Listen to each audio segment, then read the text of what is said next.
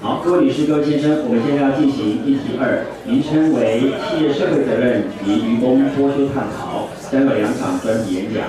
The title of the session to this afternoon is Corporate Social Responsibility and Fishery Exploitation.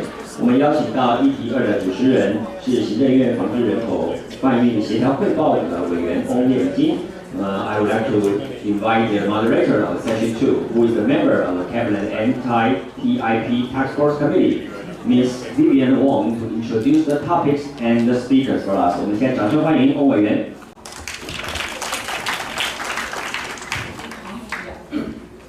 Good afternoon, everyone. It's always a challenge to start the session following the lunch. So I hope you enjoy the lunch and will keep your best status for our following session, because we are going to talk about the role of business in combating human trafficking. Very challenging things. About 2 or more decades we've been talking about business and human rights and the responsibility of private persons in preventing human trafficking and combating human trafficking. But, well, maybe not a good news till now. We're still struggling to have some concrete measures to take and some positive results that we can find. So later on, we will invite 2 distinguished speakers to talk about this issue. The first one will be our Professor Henny Van Las. I've been asking how to pronounce correctly his name. So very interesting. Let's remember that let's have fun together, have fun between us. So it's fun us, okay?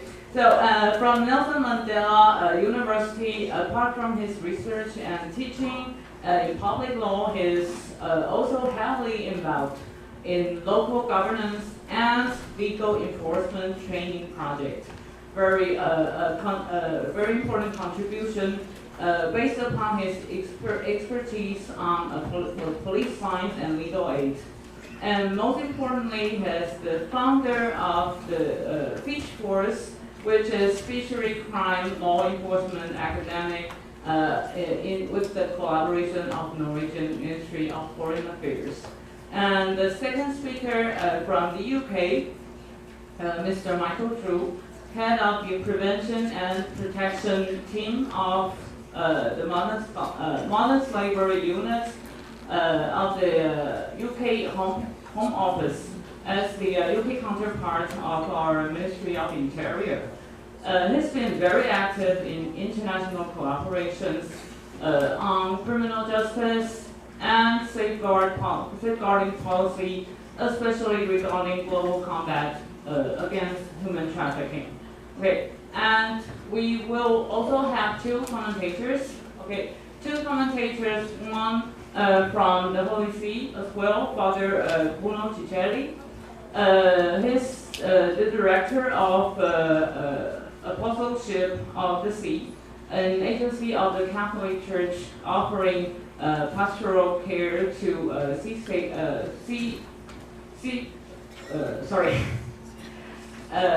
pastoral care to seafarers in ports in almost in every continent of the world. Their operations have actually saved so many seafarers from being abandoned or being abused around the world. It worth a while to mention that the 7th World Congress of the AOAs has been held in Kaohsiung in 2017. And welcome back again, Father Ciccelli. And the last commentator, Professor Li Juan Huang from National Zhongzheng University.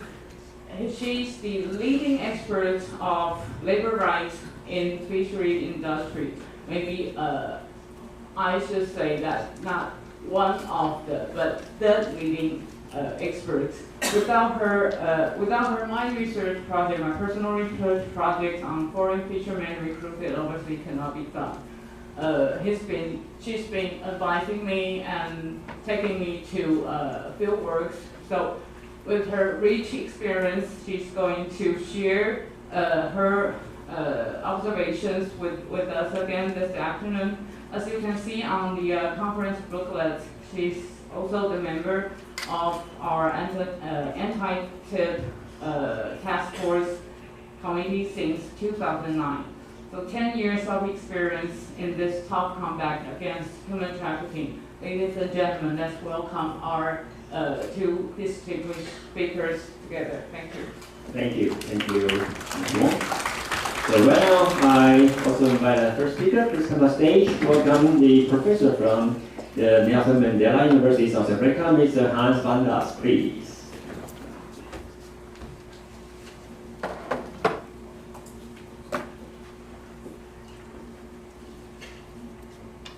Good afternoon. I recently lectured in Mauritius, and I was so lucky that I injured my leg. So I don't know when it's better, when I'm standing or when I'm sitting, but we'll get through it. I started a project at the Nelson Mandela University, which is on the southeast coast of South Africa, about 800 kilometers from Cape Town. Quite a big seaport. Actually, we've got two. And we started a project funded by the Norwegian government to look at not only crime against fish, because people talk about IUU fishing, but to look at combating all the crimes that are related and that one encounter in the fisheries industry. Now this is quite a wide concept. Now the purpose of the Academy is threefold, which I will get to a little bit later. Thanks, I'm fine at the moment. Which I will get to a little bit later, but that is just as a bit of a background. Now one of these crimes that we encounter within what I call the fisheries crime environment is human trafficking. And the topic of my discussion today is going to be human trafficking as a component of organized crime. I recently published a paper not for academics, but for the general audience, on how organized crime really is in the fisheries environment. And you will be surprised. It is big business, lots of people involved, and it's really of a huge concern. Now, the oceans are home to a large variety of marine living resources that provide nutrition and work to a lot of people living in coastal communities. A study undertaken in 2010, 9 years ago, already estimated that the gross revenue earned annually amounted to something like $80 billion. At this stage, it will be much higher. On the other hand, it was at that time estimated that 23.5 billion US dollar fish are harvested illegally.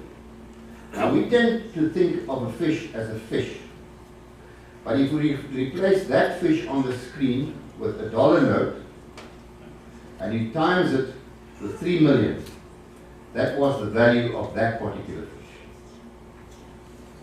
That is what it was sold for.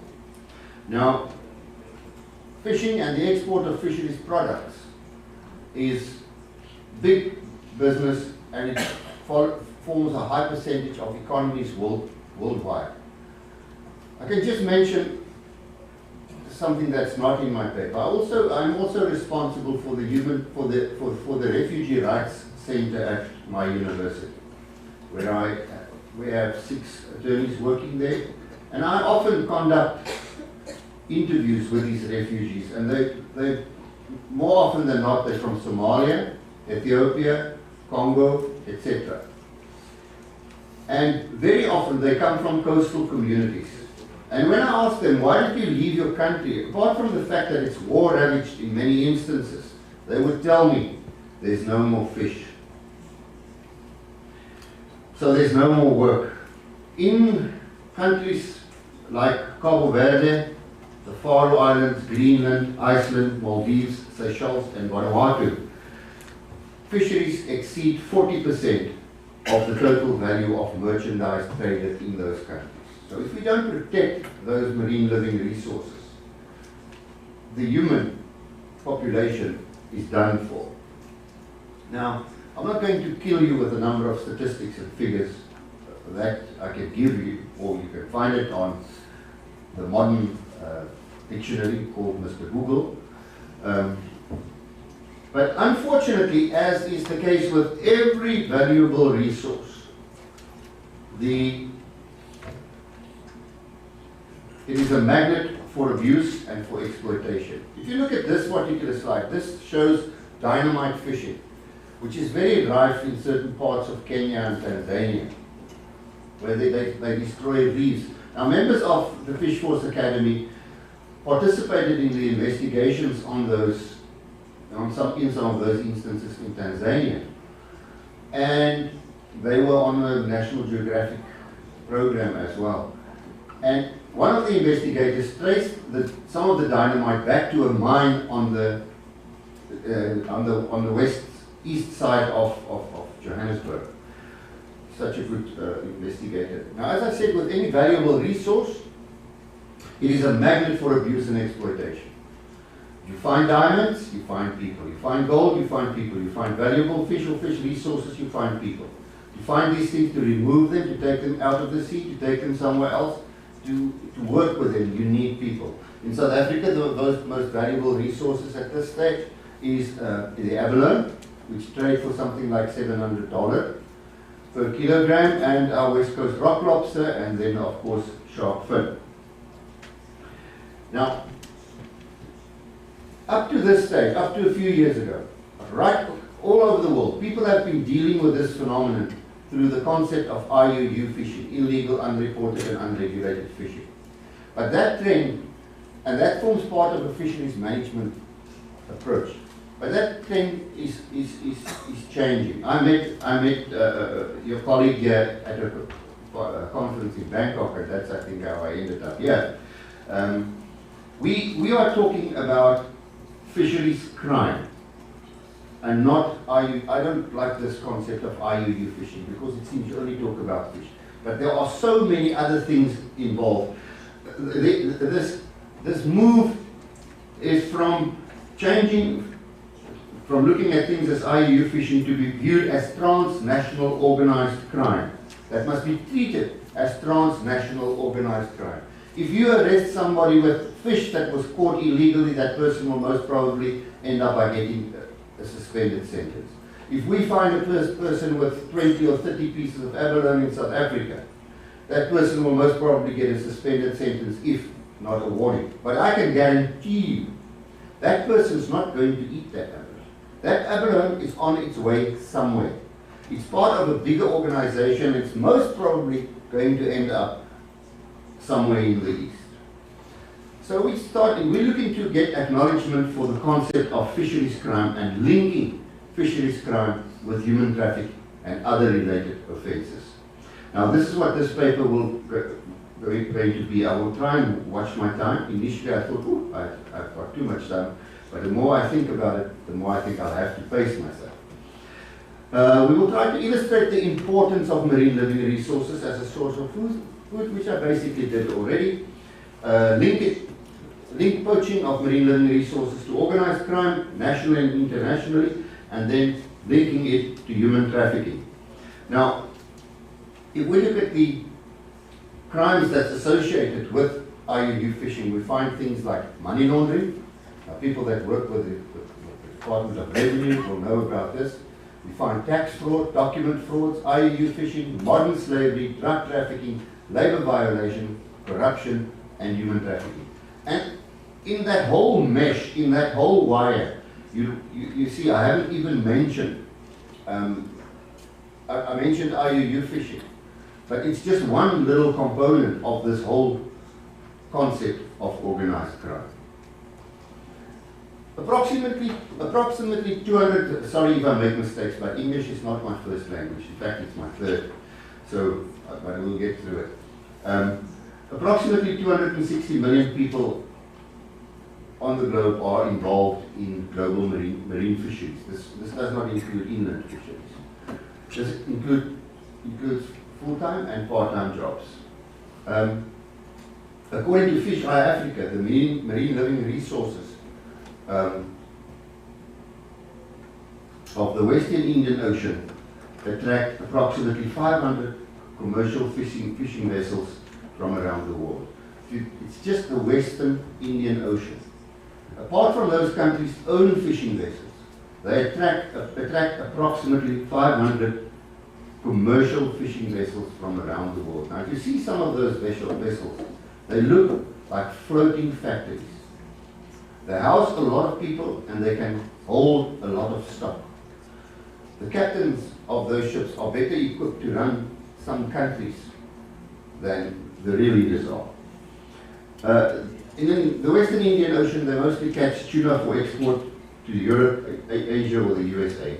Now, these coastal states in general are developing countries with high levels of social and economic developmental needs, but illegal fishing has been identified as an impediment to the development of those countries that also undermines the sustainable future of those fisheries.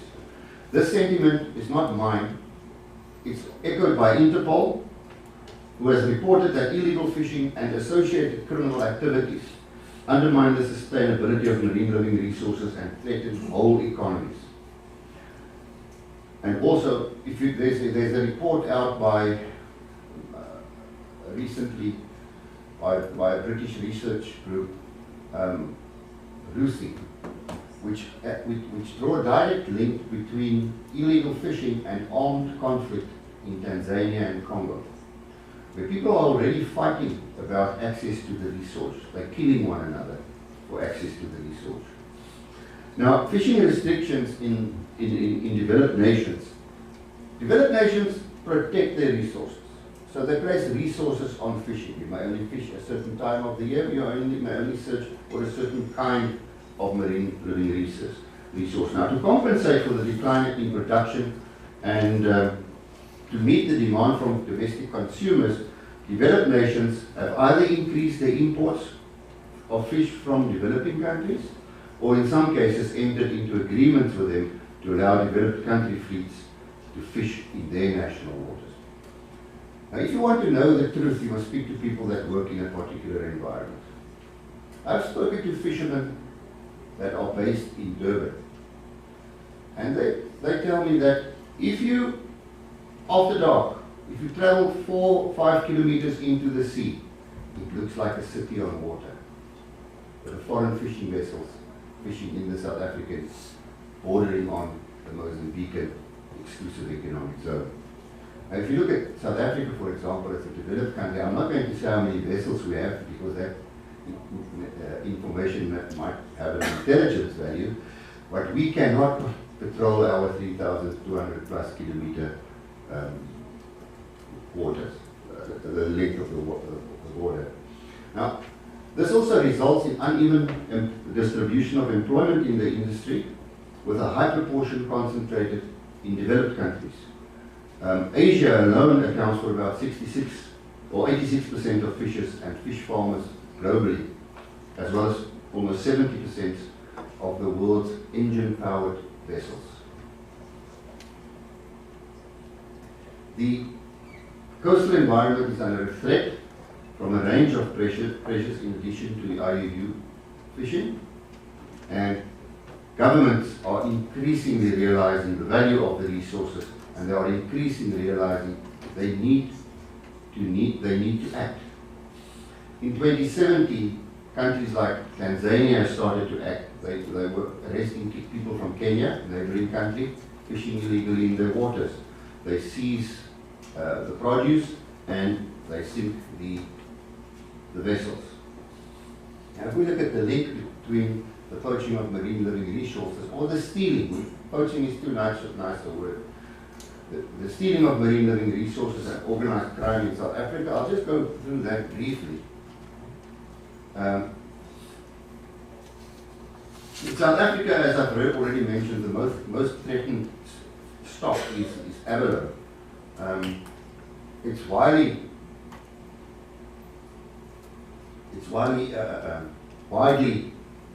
smuggled. You know, the interesting thing is, even countries that don't have sea export abalone. If we look at the imports into Hong Kong, for example, you will find that quite a high percentage of abalone that arrive in Hong Kong comes from Lesotho. Most of you have never heard about that country. It's landlocked. Comes from Zimbabwe. Comes from Zambia. Lately, we've picked up abalone being transported through Namibia, where they've got a little bit better law enforcement, up to Angola, from where it's then exported to all over the world. We had a very big case involving a guy called Bengus, who was a South African. And in the Bengus case, he illegally exported West Coast rock lobster to America. But what they did in brief is they would declare on the export documents, we're loading 20 tons of West Coast rock lobster, but on the sea they changed the document, so 40 tons arrived in America, which was also quite legal in their eyes. But one mistake that Mr. Bengus made, and he didn't follow my advice, because you must always speak to the people that work with this stuff, you cannot pull the wool over a fisherman's eyes. A fisherman knows how much he has caught per day. And Bengus' company paid them per day, and they said, so in order to effect the payments and to get past the receiver of revenue, or he had to open bank accounts for them in other countries, mostly Spain, Andorra, etc., etc. So they would receive their South African payment in a South African bank, and then other payments. But he underpaid one guy. And he refused to acknowledge that he underpaid him, and he spilled the beans and big investigations. So Mr. Bengus was eventually sentenced to 4 years imprisonment, and he had to forfeit $47 million to the South African government. He's in his 80s now, and some of the fights are still going on. What happens in general, you will see on the small picture there, is the divers enter the water. They're removing the abalone. They take it out of the water, give it in bags, give it to somebody else. Those people are called the runners. The runners then bag it, weigh it, etc. It gets taken to a vehicle. Now, the divers take the abalone out of the water, put it in the bush or on the beach. They don't know the people who's coming to collect it. The collectors put it in a car. That driver of the car is not there. They don't know the driver of the car. The person comes, he collects the car, he takes it somewhere else where it's processed, he just drops it off. He doesn't know that person. So if one person in this link is arrested, they can't tell you who the other one was. Highly organized. Very much on the principles of how drugs and weapons are smuggled. These are then exported by air or by sea, and it ends up in little bottles, and this picture was actually taken in Hong Kong. And at the end, somebody else is smiling. So those people along the value chain are not the ones who's making the money. Somebody else is really making the money. But the interesting thing about this organized crime nature of this, and in between there are different people working. There are people trafficked to dive, people trafficked to work at the plants where the processing takes place. The interesting thing is, the investigators always say, follow the money. If we follow the money, we will find the culprit. But these days, people are not paid by money. They're paid by drugs or Bitcoin. The criminals, we sit here and we make plans. The criminals also sit like this and they make plans, but they only take 1 hour to plan. It takes us 16 hours. So by tomorrow afternoon, they're 15 hours ahead of us.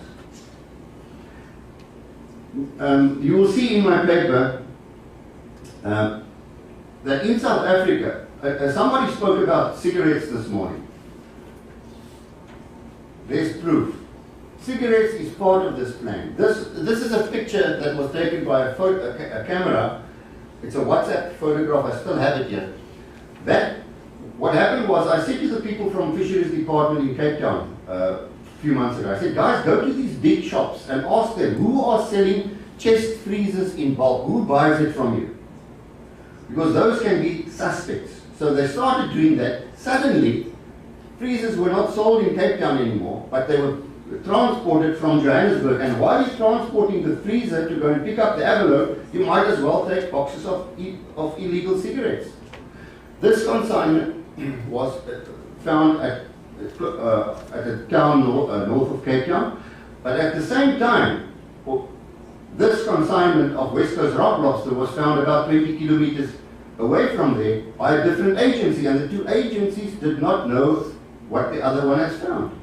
By this WhatsApp group, we brought them together and said, listen, this is obviously organized crime. It needs to be investigated as organized crime and charged in terms of the Prevention of Organized Crime Act, which carries a much heavier sentence than smuggling cigarettes or smuggling West Coast rock lobster.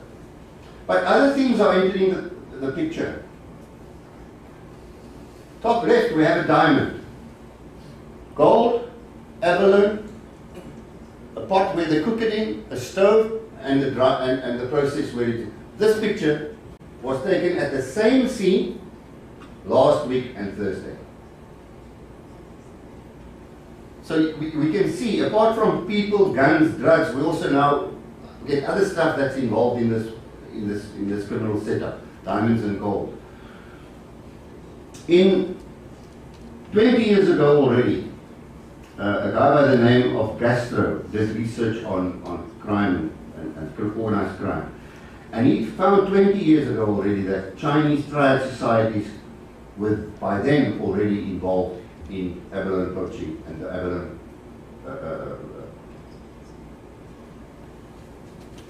industry in South Africa. Now, apart from this, what I also want to show you, what we are dealing with lately, is this. That is the size of rock lobster that was found in the possession of people who removed them. Now, normally the size of that thing is from here to here. That little thing is a baby. It covers 3 fingers. So the criminals don't care what they remove, because in 10 years they're not going to be there. They're not going to care in 10 years' time. Other things that we found, now on the left you will see that's the size of a shut abalone. It's already out of its shell. An abalone covers your hand. Look on the right, the pictures there. It's babies, they're taking babies out. Now, in South Africa, the main causes for the rise in illegal fisheries has been given as a number of reasons, and I've included that in page 5 of my paper. And I've also included reasons why there was such a big increase in organized crime in the fisheries environment, and you can read that. I just want to mention to you the fact that in my own city, we're also a coastal city, recently we had a guy by the surname of Blichner who received 20 years in prison. Our academy deals not only with fisheries control officers, we also train tax inspectors. We have sessions with prosecutors. We also have started dealing with magistrates and judges to bring the importance of the resource and the impact of the crimes under the attention of the judiciary. Now, if we look at the international link between marine living resources and organized crime, including human trafficking,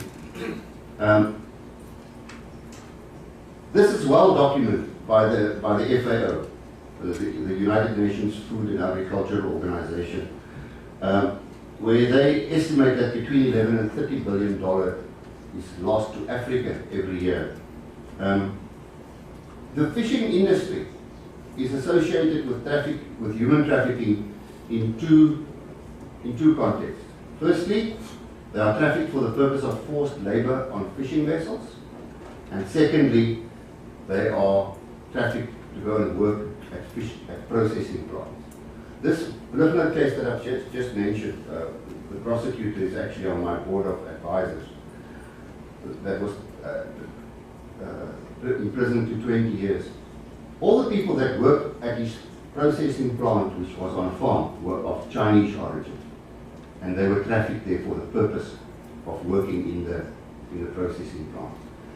All the other people, his runners, drivers, etc., were paid with drugs that was also smuggled into the country. So it was very difficult to follow the money. In April 2014, we had a case where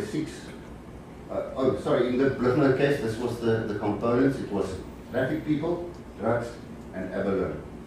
And those were the main causes for the rise in illegal fishing and related crimes. A very big problem that we also have is bribery and corruption.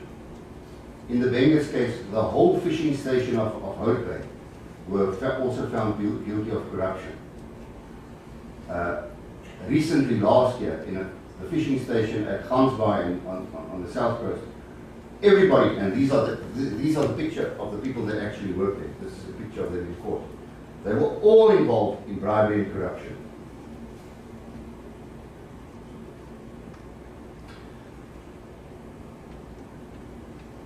There's a clear link between marine living resources and organized crime, including human resources. The Environmental Justice Foundation is also working on this, and they've documented numerous cases of human trafficking and labor abuses aboard fishing vessels. In South Africa, 6 Taiwanese nationals, 5 of whom remain at large. Number. Sorry, can I just interrupt myself here? Can I just see?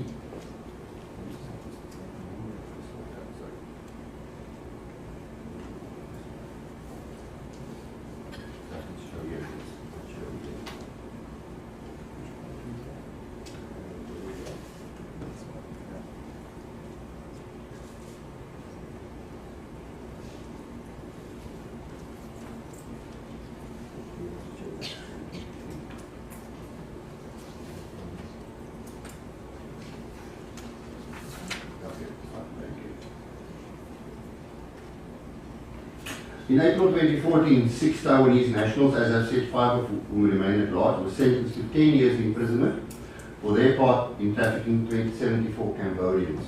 It was a high-level case that was conducted in South Africa, and a study by the United Nations, for example, has shown that fishers are trafficked for the purpose of forced labor aboard vessels, which I've mentioned. There's a frequency of child trafficking in the fishing industry.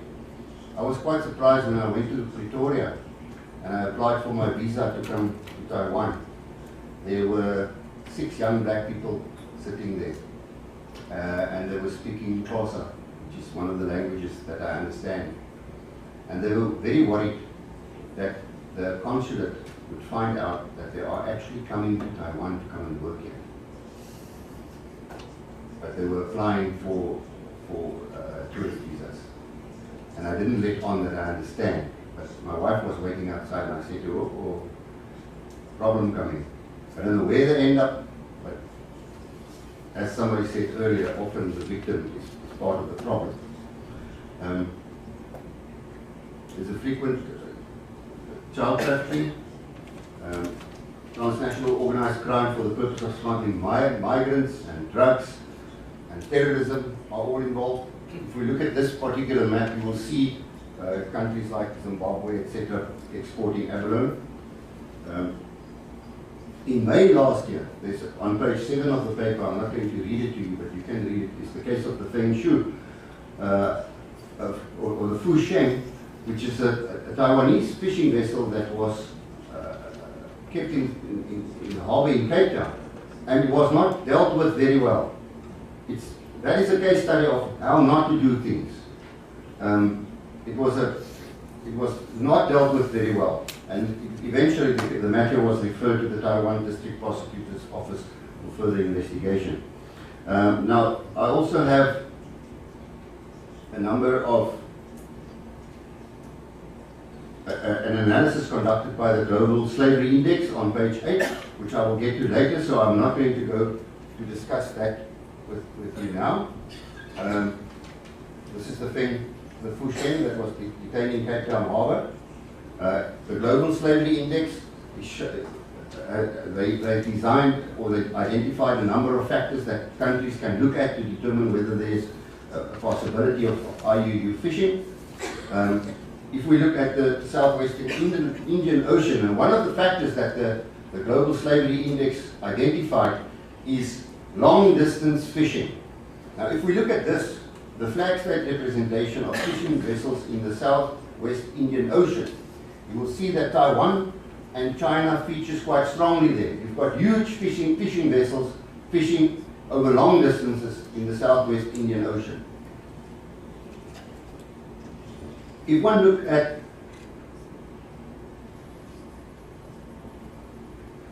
the links between crimes,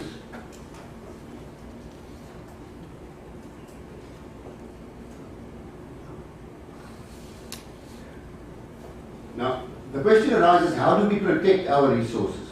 It's not just a question of protecting the marine living resources because we want to have food for the future. Yes, that's a factor. But another factor is also we want to prevent these other associated crimes from taking place. The human trafficking, the drug trafficking, the gun trafficking. In South Africa, we have got I heard somebody said earlier, we've got lots of laws. If I draft legislation, and my answer normally, when people ask me to draft a law, my answer is no. Because we've got enough. Show me that we can implement what we've got. Then we can draft a new law. In many instances, we don't, it's very rare that we need new legislation. We may need to top it up a bit, amend it a little bit, but in my country, we are over-legislated. So we just need to apply properly. The direct link between the depletion of marine living resources and organized crime, including human trafficking, is beyond dispute. If you look at the definition of trafficking in persons, I think that definition should be widened a bit. What would you call the following? Let's say that we are a community. We live in a fishing community. All of us are involved in the fishing industry. Some of us are housekeepers, but all are dependent on the sea. Our community has been taken over by criminals, by a criminal element. So one evening, I'm a father, a stay-at-home father. I look after the kids. My wife is fishing. Somebody knocks on the door and says to me, "Do you have a chest freezer?" Yes. "You will keep the following for me for 2 weeks. I will tell you when I want it. If you say anything to anybody, you're dead. We know where your wife works, we know where your children work." So eventually that whole community is involved in crime. The gangs pay the school fees. If somebody has to go to the hospital, the gangs pay for it. So we all, the whole community, live under that conditions. And I will show you an approach a little bit later that I think one should follow. Now, all these crimes, when we look at it from a fisheries crime perspective and not an IUU fishing perspective, all these crimes are linked. Therefore, we will have to look at new ways, because the old ways can't open the door. And one of the things that we are propagating is to adopt the fish crime approach so that we can address fisheries and its associated crimes like human trafficking throughout the fisheries value chain. And I'm just talking from that perspective. Other people have much wider perspectives than I have.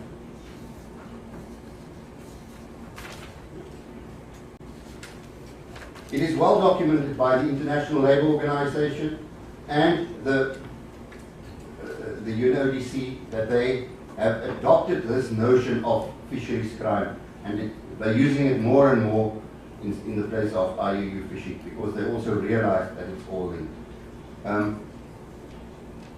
The concept of fisheries crime was specifically mentioned by the Nordic Council of Ministers. That is the concept that they are working with.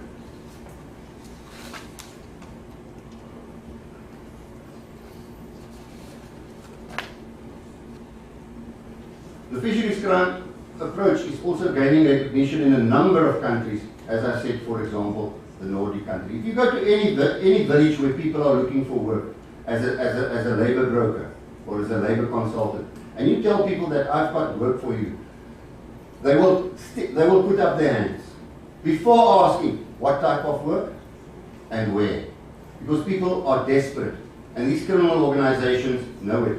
Now, one day along, when you got old, a few years feels like a few months. But some time ago, a person says to me, why don't you just allow people to take the lobster and take the abalone? When it's gone, they'll be gone. But that's not the truth, because they will find something else. This is a new phenomenon. This is a mud crab, and it's found in estuaries. And recently they found a consignment of these mud crabs on its way to Botswana for export somewhere else. So we can't say that allow people to deplete the marine living resources, because they will find something else. Now, I've already spoken about the Fish Force Academy, and these are the countries where we are setting up academies. Angola, Namibia, South Africa, Mozambique, Tanzania, Kenya, Seychelles, Mauritius. We are going to include Madagascar, and we already have one in Indonesia. The responsibility for safe working conditions is normally vested in other organizations than your fisheries control organizations. And we have different forms of legislation. For example, a study by the International Labour Organization in 2016 estimated that 40.3 billion people were in modern slavery, including 24.9 in forced labor and 15.4 million on enforced marriage. Out of the 24.9 million trapped in forced labor, 16 million were exploited in the private sector. And that's why it's important that the private sector is also involved in this field and in this world. I'm not going to talk, I was planning to talk about the UK's Modern Slavery Act, but I think we've got somebody better qualified to do that, so I will just pass over that. In South Africa, we do have certain anti-trafficking responses, but I must say our responses to human trafficking is not what it should be. They set up a special unit in the South African police, but it is my opinion that they're not doing what they're supposed to do. What we are doing is, traditionally a fisheries control officer would board a vessel. They would say, are your documents in order? Did you catch what you are supposed to act? What we are doing, we teach them, how do you look to see whether a person is trafficked? How do you look for signs that a person may be subject to forced labor? In other words, you don't look only for what you are paid to look for. You look for other things as well. How can you determine whether there's a change has been made to the structure of the vessel, that something else may be hidden there? How do you look for drugs? We did a little experiment with a few fisheries control officers, and they couldn't identify a number of them. The only one that they could really identify was cannabis, because I suppose half of them use it. So what we are doing is we do training, we do post-training support at the Fish Force Academy, and we do research. The research is quite important. Get publications, make people aware of the problem, and the research also guides the training that we are doing. You will see that in my document, I listed a tool to measure whether a country is at risk as far as the fisheries industry is concerned, especially when they have big fishing fleets. You can have a look at that. And I also make a number of proposals to strengthen legislation. I just now said we don't need any more legislation, but we can strengthen some of them. I've heard somebody, we had a case, for example, where people were arrested in Swaziland, in Eswatini with abalone, but nothing could be done because it's not illegal to possess that product in that country. I like the Lacey Act in America, where they could prosecute a South African because he brought the proceeds of crime into the US. Robust enforcement is key. Interagency and inter-country collaboration is a must. This is the general or the normal global compliance model. What this says is that at the bottom that most of the people in the world are willing to do the right thing. So we must make it easy for them to do the right thing. Then, so if you say a person must have a permit, make it easy for that person to apply for and legally to get the permit. And so it goes up. And on the top, you've got that hardened group of criminals who've decided they will not comply with the law, and then you hit with the full force of the law. I often say, if I can't catch you with abalone, I will find something that you have done wrong, even if it's a traffic offense. But in some communities, ladies and gentlemen, that thing is turned on its head. And that is the compliance model, where most of the people in certain parts of South Africa has decided that they will not be compliant. And there are a number of reasons for it. There have been a number of publications on it. Part of it is political, with the allocation of fishing rights. So this is where we are at this stage. The organized crime is the big dog, and we, as the law enforcers, are the little dogs. But I've got 2 Yorkies, and I can tell you, they can bite. Only ankle-like, but they can bite. Thank you. Thank you. Thank you, Professor. And Stefanas, thank you very much. Okay, now we're going to the next session. It will be the second speech of this issue. Our speaker we invited from England is Mr. Michael Drew, who is the head of the Prevention and Protection Team, Modern Slavery Unit Home Office from the United Kingdom. And the topic is how government and business can tackle modern slavery in supply chain. So while we set the PPT. Okay, thank you. Now, ladies and gentlemen, please join me in welcoming Mr. Drew with a big round of applause. Thank you. Please. 大家好. So I'm not going to try and set through any more of my speech in Mandarin. It would go horribly wrong. So I'm Michael Drew, and I'm head of modern slavery prevention in the UK Home Office. And if you'll indulge me, and I know this might be hard in the post-lunch session, I'd like to encourage you to use your imagination for a minute, to put yourself in the shoes of someone else. I'd like you to imagine that you grew up in a small village in Indonesia. You recently got married, you have a young family. You desperately want to give your children a better life, to give them the opportunities that you didn't have in life. And you meet a man in the village, and he says to you, I can give you a good job, a well-paid job overseas.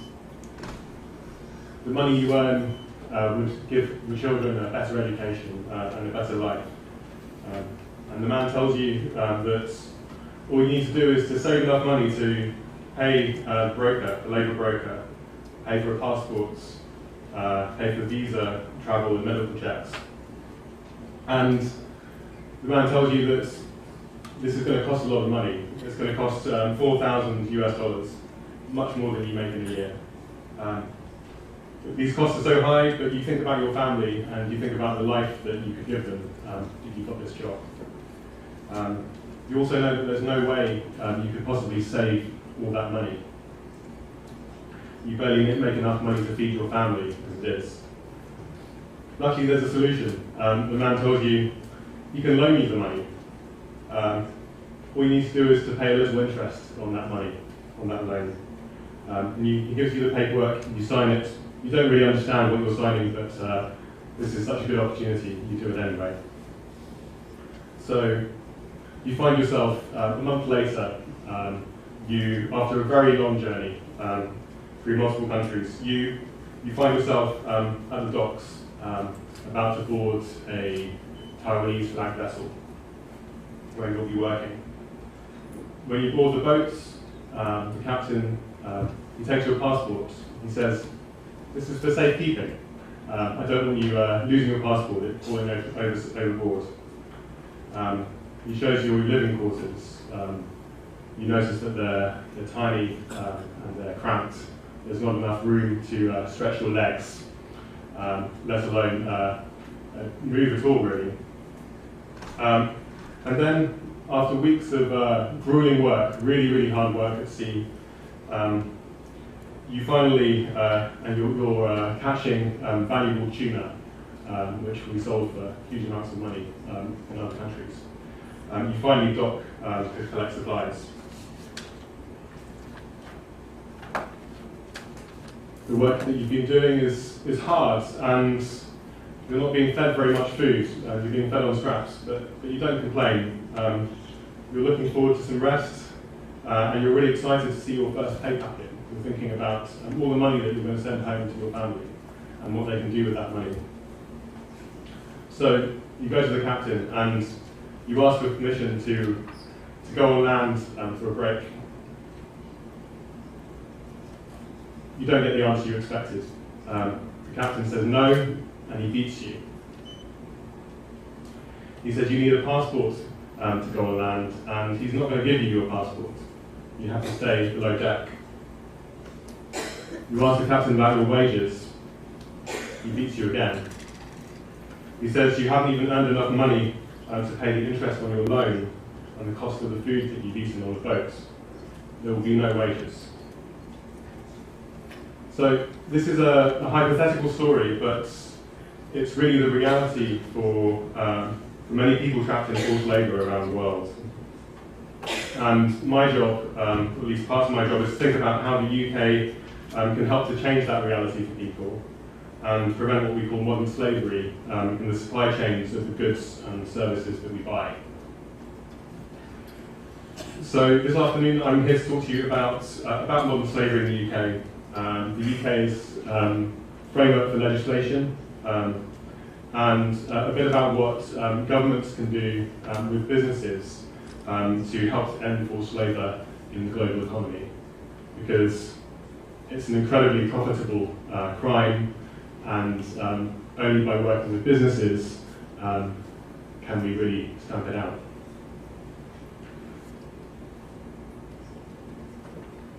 So I'm just going to talk to you a little bit about modern slavery as it exists in the UK. So as you probably know now, modern slavery exists in every country in the world, and the UK is no exception.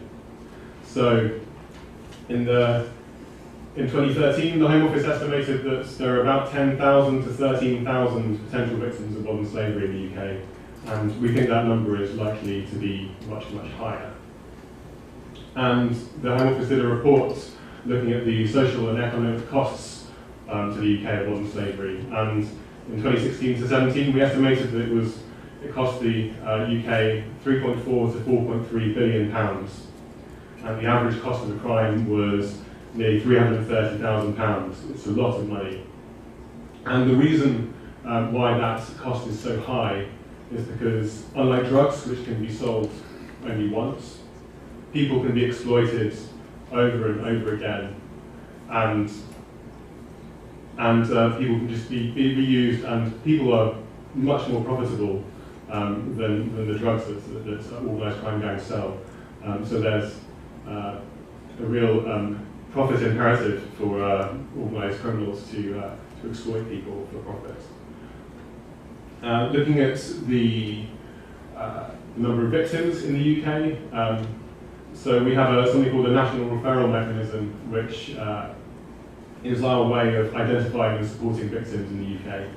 And last year we identified nearly 7,000 victims through that process. 45% of those victims were children, which I know surprises quite a lot of people.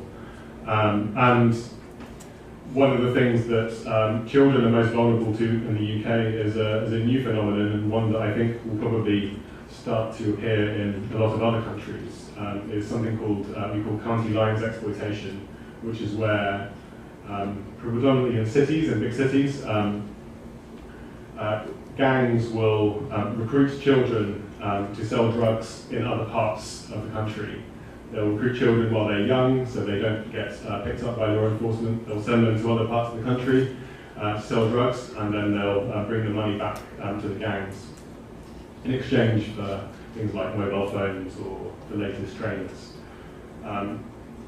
And a lot of people are also surprised to hear that in terms of the nationalities of victims in the UK, the UK is actually, British people are the most commonly reported nationality with around 1,600 victims that we identified last year. But we also know that modern slavery, as it exists in the UK, is an international phenomenon, and there are lots of other nationalities who are victims in the UK. And within the kind of Asia region, Vietnam and China are some of the biggest nationalities where we find victims. Some of the crimes that they're subject to, the exploitation they're subject to, include things like working in cannabis farms. Quite often Vietnamese children are brought to the UK and end up working in cannabis farms. A lot of Chinese victims fall prey to sexual exploitation. And when we look at the types of exploitation that are most common in the UK, they tend to be, the biggest one is forced labour. But what we also need to recognise is that modern slavery is part of a continuum of exploitation, and that there are other forms of labour exploitation that take place, and that if we turn a blind eye to those things, like not paying people the national minimum wage, not giving them holiday pay, not giving them good working conditions, then we start to create an environment where more serious forms of exploitation, like modern slavery, can start to thrive.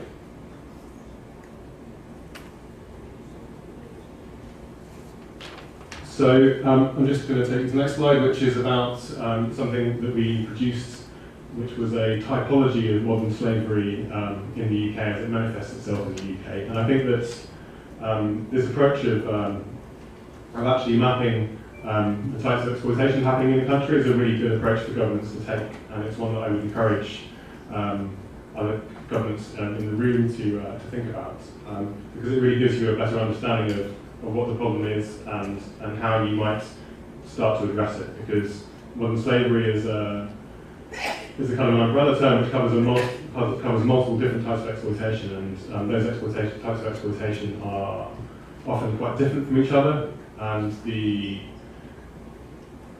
victims are often different, the offenders are often different. So this typology,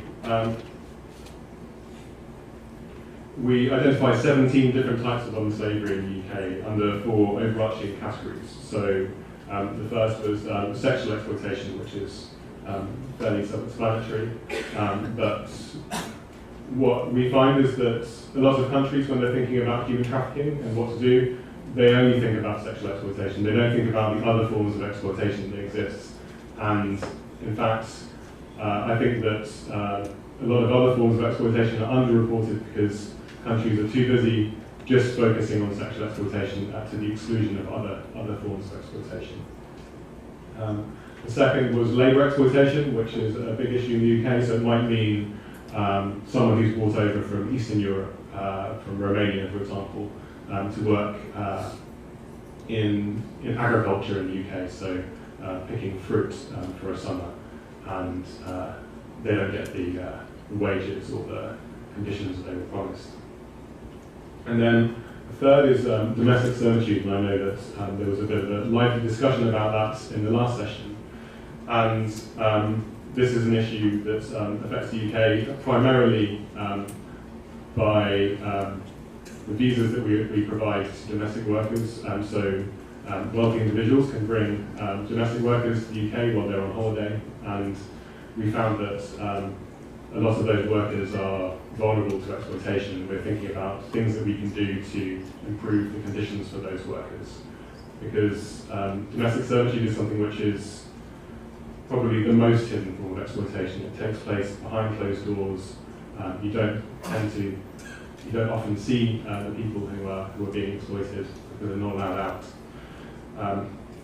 And then finally, there's criminal exploitation. So as I talked about, it could be children forced to sell drugs It could be people, like Billy mentioned in his session, people forced to commit fraud by organised crime gangs.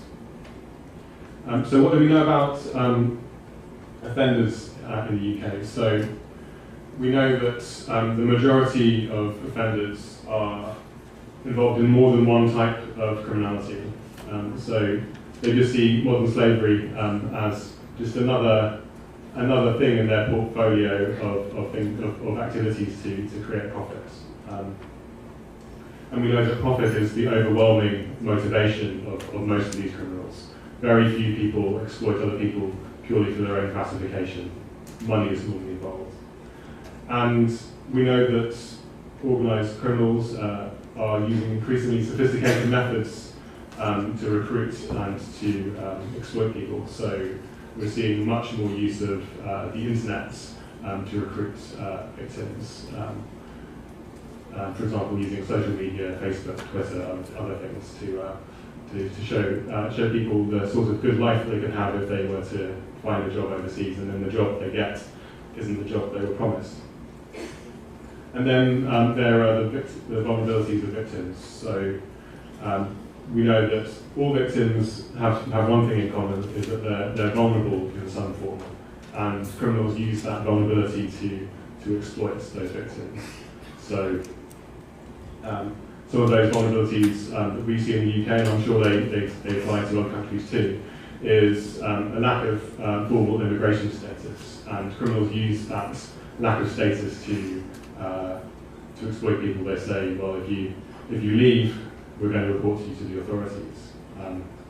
Homelessness is a growing issue in the UK, and people are homeless, they need shelter, they need jobs, and criminals often exploit those needs in order to recruit people from the streets. We know that a lot of people who are victims have mental health issues, which make them vulnerable. We know that a lot of victims from overseas don't speak very good English, which means that they're isolated and they're more likely to get exploited. And we know that sadly a lot of victims suffer from addiction issues like drug and alcohol abuse, which means that they're vulnerable to being exploited in order to get the things that they need, the drugs and the alcohol that they need to feed their habits.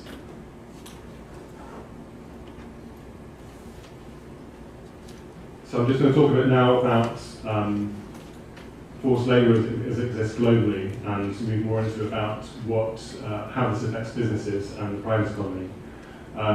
So as Mr. Van As said in his presentation, there are 25 million victims of forced labour globally, according to the ILO. And modern slavery exists in the supply chains of the goods that all of us, goods and services that all of us buy every day.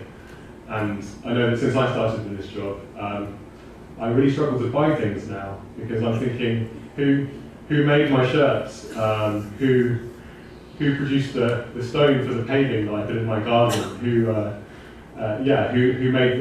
trawled the shrimps that I'm putting in my dinner? It makes life very difficult when you start to look at these issues and to think about the people behind the things that you buy. Examples might include children forced to work in mines in the Democratic Republic of Congo to produce the cobalt that powers our mobile phones. That's a huge issue, and one that will be growing, I think, as precious minerals are being used increasingly to power, I think, new trends like electric cars, which will be the future. Those innovations come with a cost at the moment, because we can't guarantee that the things which are being produced to power them aren't in some way connected to the exploitation of people. As I mentioned, fishermen are often incredibly vulnerable, with little or no pay, trawling for trash fish, for example, in Thailand, to feed the prawns that we eat, and they often work for years without seeing dry land. And then the clothes that we wear. So we know that in Bangladesh in particular is an area where there is a lot of exploitation of people in factories producing clothes, often getting paid little to no money. And something that we noticed in the UK recently, there been quite a bit of press about this, was looking at forced labour in the products that public services buy. So the UK's National Health Service buys large quantities of condoms, rubber gloves, surgical instruments, and we know that there's a lot of exploitation in the production of those goods as well. And that's something that I'll talk about later in terms of how the government can, or governments can actually use their purchasing power to influence business behaviour. So why do businesses need to act? I think this feels like an obvious question. The answer to this feels obvious. If people are being exploited, that's wrong, and businesses have a moral duty to act. But sadly, that's not enough for some businesses, and also some businesses don't necessarily realise that they are part of the problem. And also what we're seeing is that things like the concept of corporate social responsibility is often seen as a voluntary thing for businesses. It's seen as something which can make a company look good if they give a bit of money to a charity every now and then. They don't see that looking after the human rights of people in their business and their supply chains as a fundamental part of the price of doing business in the global economy. So when working with businesses, sometimes, sadly, you need to talk about profits, you need to talk about the bottom line for businesses.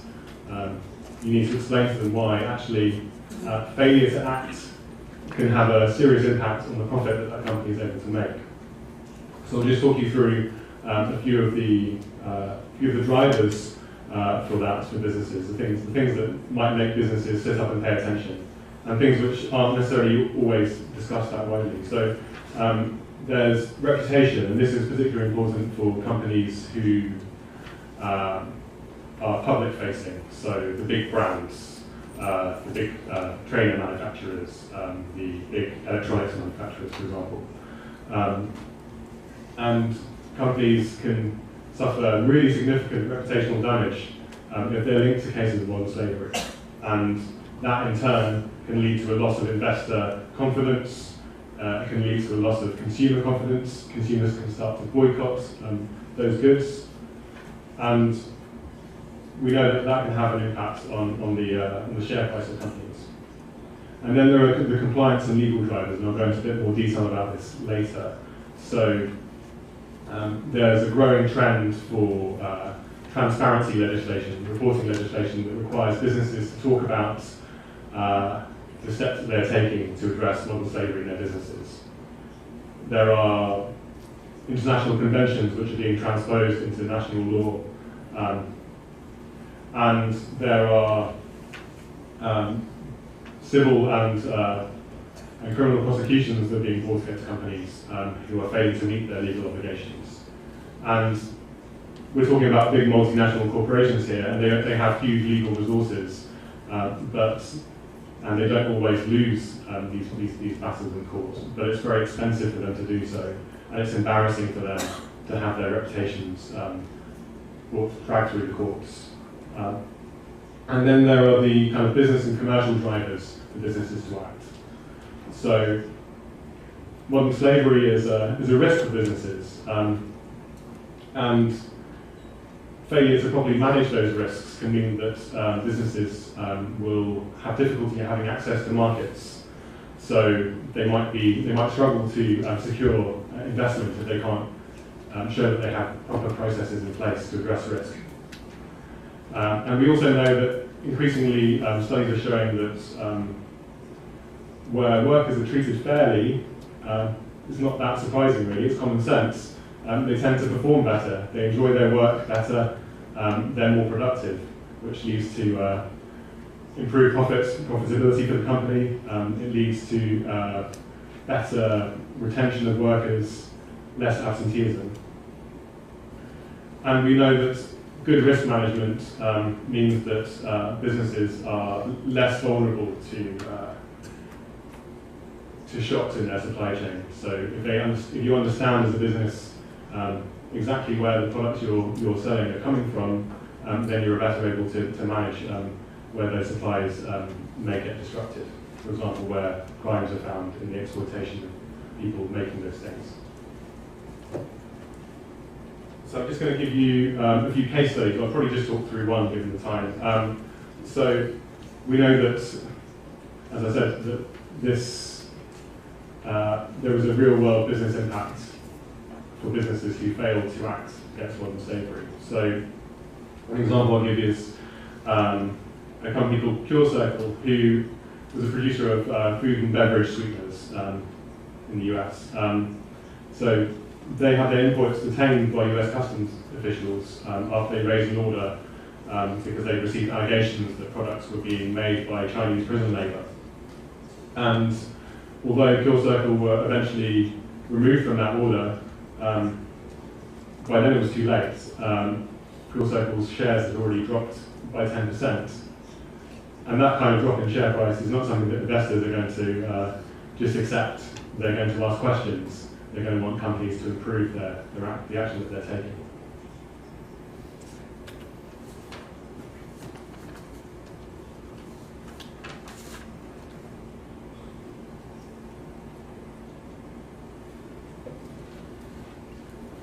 So now I'm going to talk you through the UK's framework for legislation. As I hope most of you are aware, the UK was the first country to introduce its own Modern Slavery Act, and that legislation is a really comprehensive law which brings together a whole variety of things. So it brings the offences together all in one place to make it easier for law enforcement to act. It introduces much tougher sentences to deter criminals. So modern slavery offences are now subject to up to life imprisonment in the most serious cases. And the Modern Slavery Act also enshrines in law the rights of victims to be supported, and it talks about the government's role in supporting victims, which is a really important part of what we do in the UK. We provide access to safe houses, we provide access to therapy, we provide victims with the tools that they need to start to rebuild their lives and move into proper work and back into society after long periods of exploitation. But what I'm mainly going to talk about today is the legislation that applies to businesses. So Section 54 of the Modern Slavery Act requires large businesses to report on what they're doing to tackle modern slavery. And that applies to commercial organisations who operate in the UK with a global turnover, and that's important because this applies to companies, not just UK registered companies, but all companies who do business in the UK, including Taiwanese companies. It requires those large businesses to publish an annual statement setting out the steps that they're taking to address modern slavery. And I've seen this legislation criticised sometimes as lacking teeth, but that's not what it's about. It's about creating the right incentives for businesses to take action. And the purpose behind this legislation is to create two sets of drivers. So the first is to get senior buy-in, so internal drivers, senior buy-in from the top of the company. So the statement that the company has to publish must be approved by the board of that company. It must be signed by a director. So what we're seeing is that businesses are now taking this issue much more seriously because their CEO is now looking at their modern slavery report and saying, this doesn't mean anything, this is rubbish, go back and do better. And then there are the external drivers. So by making the statement public, so the annual statement must be published on the website of the company. That invites scrutiny. So we're seeing the media using those statements to call out companies who aren't doing the right thing. We're seeing consumers using those reports to look at the action that companies are taking in products that they buy, making sure that they're not buying products from unethical companies. And we're seeing NGOs using that information to really hold companies to account, to make recommendations for companies to improve ranking companies. So there are the FTSE 100, there's an organisation called the Business and Human Rights Resource Centre, which publishes an annual ranking of FTSE 100 companies and how they're performing and how good their modern slavery statement is. And then investors are increasingly starting to use this. And this is a new trend that we're seeing is investors, particularly investors with a focus on kind of ethics and social responsibility, are starting to ask much more questions of businesses, and they're using these statements to hold businesses to account. So who has to report? The legislation, as I said, applies to both UK registered business, but also businesses who do business in the UK from overseas. And we estimate that approximately 17,000 UK registered companies are caught by this legislation. And I think that's an important thing to note because it's many more companies are covered by the UK legislation than any other form of regulation that exists globally. France has introduced a duty of vigilance law that applies to a few hundred companies, big companies in France. The Australian Modern Slavery Act, which was recently introduced, applies to around 3,000 companies. So the order of magnitude of this legislation, the reach that it has, is far greater.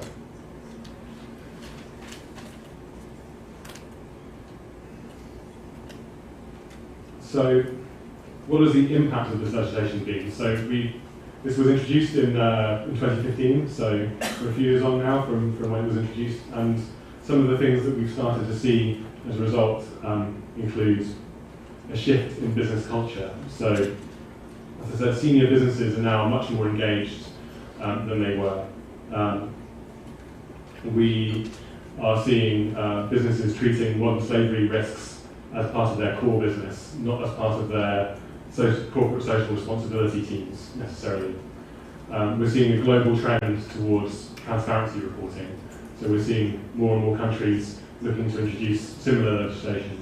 I'd encourage you to think about doing the same. And there are some challenges though. So we're not seeing the levels of compliance that we want to. As I said, there are a huge number of companies caught by the Act, and just making them aware of the requirements of legislation has been a challenge. So we estimate that around 70% of companies are now publishing statements. They should be publishing statements. And we're seeing good practice emerge. We're seeing companies doing really good things, like doing proper due diligence in their supply chains, identifying risk, going to the factory floor level, remediating workers, talking about that in their statement. But performance by companies has varied.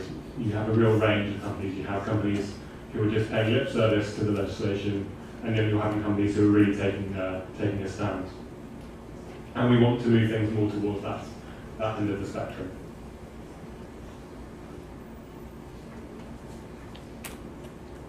So how should businesses report? So the legislation covers 6 areas, suggests 6 areas that a statement should cover.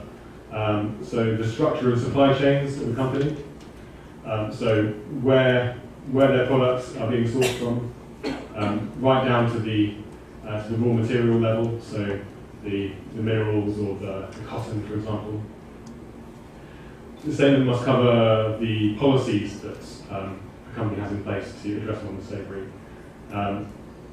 Companies need to have that framework in place. Companies must assess their risk. So company resources are limited. They don't have loads of money necessarily to address this issue, so they should be focusing on the things that are highest risk, looking at the sectors that are most difficult, where there are most challenges. For example, in the construction industry, where we know that there are huge layers of subcontracting that mean that it's very difficult for the company at the top to know at any one time who is actually on their construction site and the conditions in which they're working. Statement should cover due diligence processes. So actually, after you've assessed the risk, what do you do about it? What are the actual tangible steps that you take that will make a difference to the lives of workers who are being exploited? And then, very importantly, because this is an annual requirement, we want companies to measure how effective the steps that they've taken have been. have they met their objectives?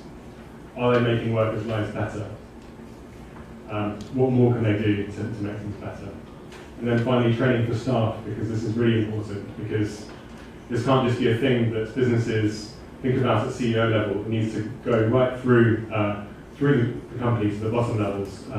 It needs to be thought about by the people in the company who are responsible for contracts, for buying goods, for sourcing goods.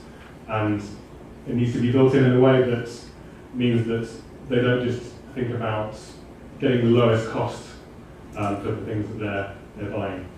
That they should be thinking about the human impact as well as the price and their profit. It should be about the lowest ethical profit, not the lowest profit overall. And so a good statement should show how companies are being transparent and disclosing information about risks they've identified. It should target actions where they can have the most impact by prioritising risk. And they should make year-on-year progress. So I'm going to talk quickly about the role that governments and public authorities have in this space. So this is something that not a lot of governments are thinking about yet, but it's something that I would really encourage you to do so, because governments, like big businesses, they spend huge amounts of money each year. Businesses want the custom of government. They want the contracts that you are letting and tendering. And we estimate that public procurement, the purchase of goods and services, represents an average of about 15% of a country's GDP. That's a huge amount of money that businesses want to access. And it provides a really important opportunity for businesses to use their leverage, their buying power, to change the behaviour of businesses, particularly in sectors where they're major customers. So, where a lot of countries have huge construction projects going, for example, building infrastructure, roads, building lots of things, and they have significant leverage in that market. They can say to construction companies, "We want and we need you to do better, but we're not going to give you these contracts." And in the UK, we're increasingly seeing businesses start to do that, start to listen to governments when we're asking them questions.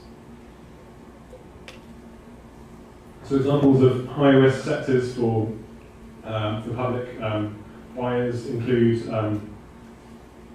manufacturing. So we all buy laptops, electronics. We all buy food, and we all make things. We all have big infrastructure projects. So, what is the UK government doing about this? So, some examples that I'll give you. So, the UK government spends centrally, so these are just ministerial departments, they spend about £49 billion a year on procurement. And the entire public sector spends about £255 billion a year. And last year, the Prime Minister, well, the last Prime Minister now, because there's been a lot of political change in the UK in the last 24 hours, the person who was my boss is not my boss anymore. So I'm looking forward to meeting her. So the last Prime Minister announced that the government this year will publish its own modern slavery statement. So me and my team are working really hard to map government spend, look at where our risks are, look at what we're doing to address those risks. And individual departments will be responsible for publishing their own statements next year, which means that we're going to see competition between departments about who can be the best, and we're going to see scrutiny of those statements, which will encourage us to be better. And we're also consulting on changing our legislation. So we are now looking at extending the reporting requirements to the whole of the public sector in the UK. So universities will need to publish statements. Local authorities will need to publish statements. All these public bodies who spend huge amounts of money and who have a duty to spend the money of taxpayers in an ethical way. And we've also launched a modern slavery assessment tool that I'm trying to make available to other countries as well, so I'll keep you posted on that, which enables the government to ask questions of their suppliers to identify where their risks are and to come up with recommendations for them to address those risks and how to improve. And we're also using regulations to make it very clear to companies that they must meet certain standards or we won't give them contracts. So for example, we've used regulations to mean that companies who have not published modern slavery statements aren't eligible to tender for contracts. So in general, what can organisations do to assess risk? And I include both governments and private businesses in this. So as I said, it's important to identify where the risks of modern slavery are highest in your organisation and in your supply chains. Ways in which you might do this, you should look out for what the risks are at a country level. So there are some countries where the risks of forced labour are higher than others, although no countries are immune. There are sectors that are particularly high risk. As I mentioned, construction is one of those, electronics is one of those, surgical instruments, high risk. And you need to look at risk factors around the workforce, because ultimately this is what we're all wanting to address. We're wanting to make lives better for workers. We want them to be free from exploitation. So there are risk factors that you might want to look out for. So things like low-skilled areas where there's low-skilled migrant workers,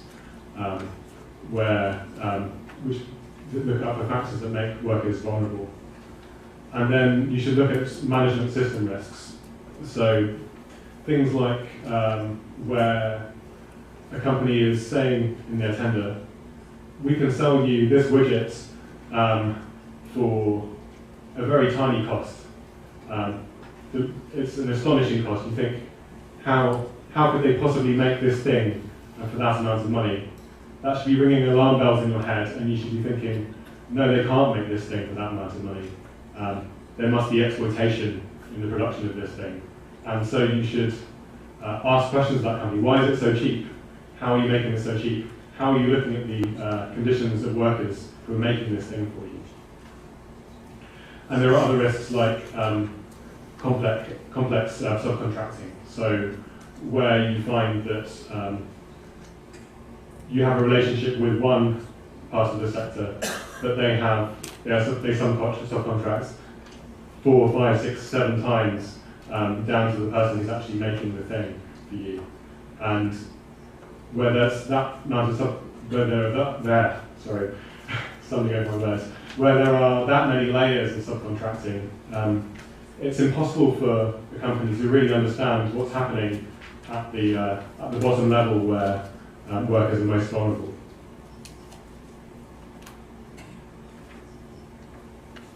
So mapping supply chains is a really important step that organisations should take. So the risk of modern slavery is often, as I said, down the lower end of the supply chain, where there's less visibility of what's happening in the working practices that exist. So good practice is to do this over time. So if you're a multi-billion-dollar corporation, you will have tens of thousands of supply chains extending all over the world. You can't possibly map all of that in one go. So you should start at the beginning. You should look at your tier 1, and then you should look at your tier 2, then your tier 3, then your tier 4. And you should focus your efforts initially on high-risk functions, supply chains, geographies, as I said, and then look to improve on that as you progress. And you should look at ways you can develop leverage that you need to address risks, because even the biggest companies sometimes won't have the leverage that you would expect. So just giving an example, Marks and Spencer's, which is a big retailer of clothing in the UK, a factory that they contract with in Bangladesh, they might only represent 5% of the work that goes through that factory. So Marks and Spencer saying on their own, you need to change your behaviour, you need to change your practices, isn't going to work.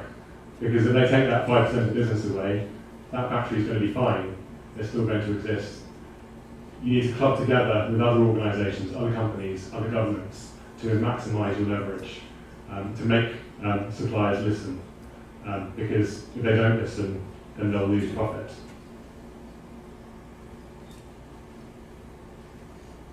And as I said, workers are absolutely central to this. They're the people that we're worried about. They're the people whose lives that we want to improve. And it's really important that organisations do all these sort of management systems things and put in place these processes, but ultimately you need to understand the situation for workers. What are the conditions like for workers? And you should think about the employment journey. So a lot of workers will travel from another country to get a job elsewhere. Lots of workers come to Taiwan from other countries every year. So you should look at that migration corridor. So not only looking at conditions in Taiwan, but looking at conditions in Indonesia where the worker is being recruited.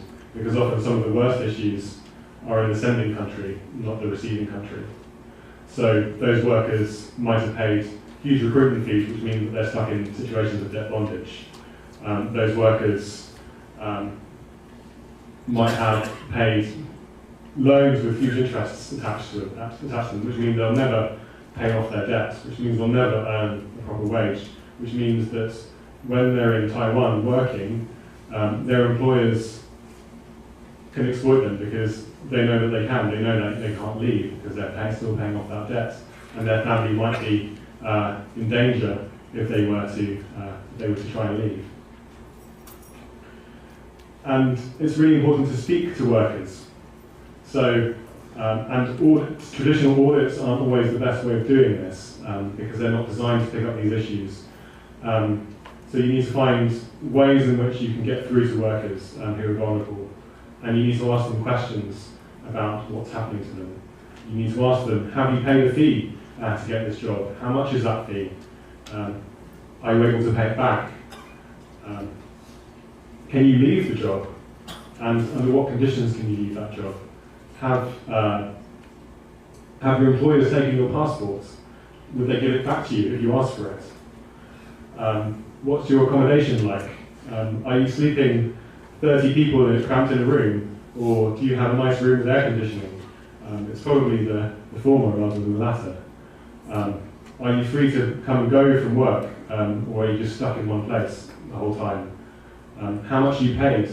Are you paid what you were promised? Are you being paid regularly? Where's that money going? Is it going into your bank account, or is it being siphoned off by brokers? Is it being eaten away by third parties?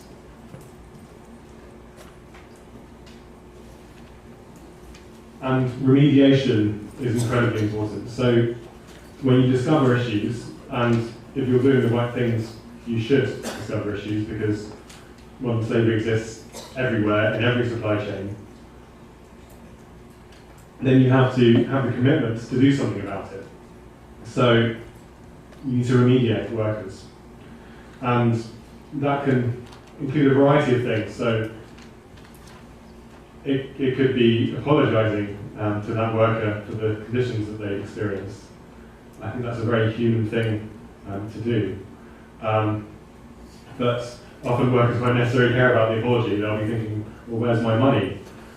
So making sure that they get paid back the money that they're owed. What other compensation should they get for the trauma that they've experienced? And you should be thinking first and foremost about how to protect that person, that victim, from further harm. So making sure that when you've finished working with them, that they don't end up being exploited by someone else. You need to think about the needs and wishes of the victim, because this shouldn't be something that you do to people. It should be something you do with victims. But you also need to be aware that sometimes there are things that you won't be able to do.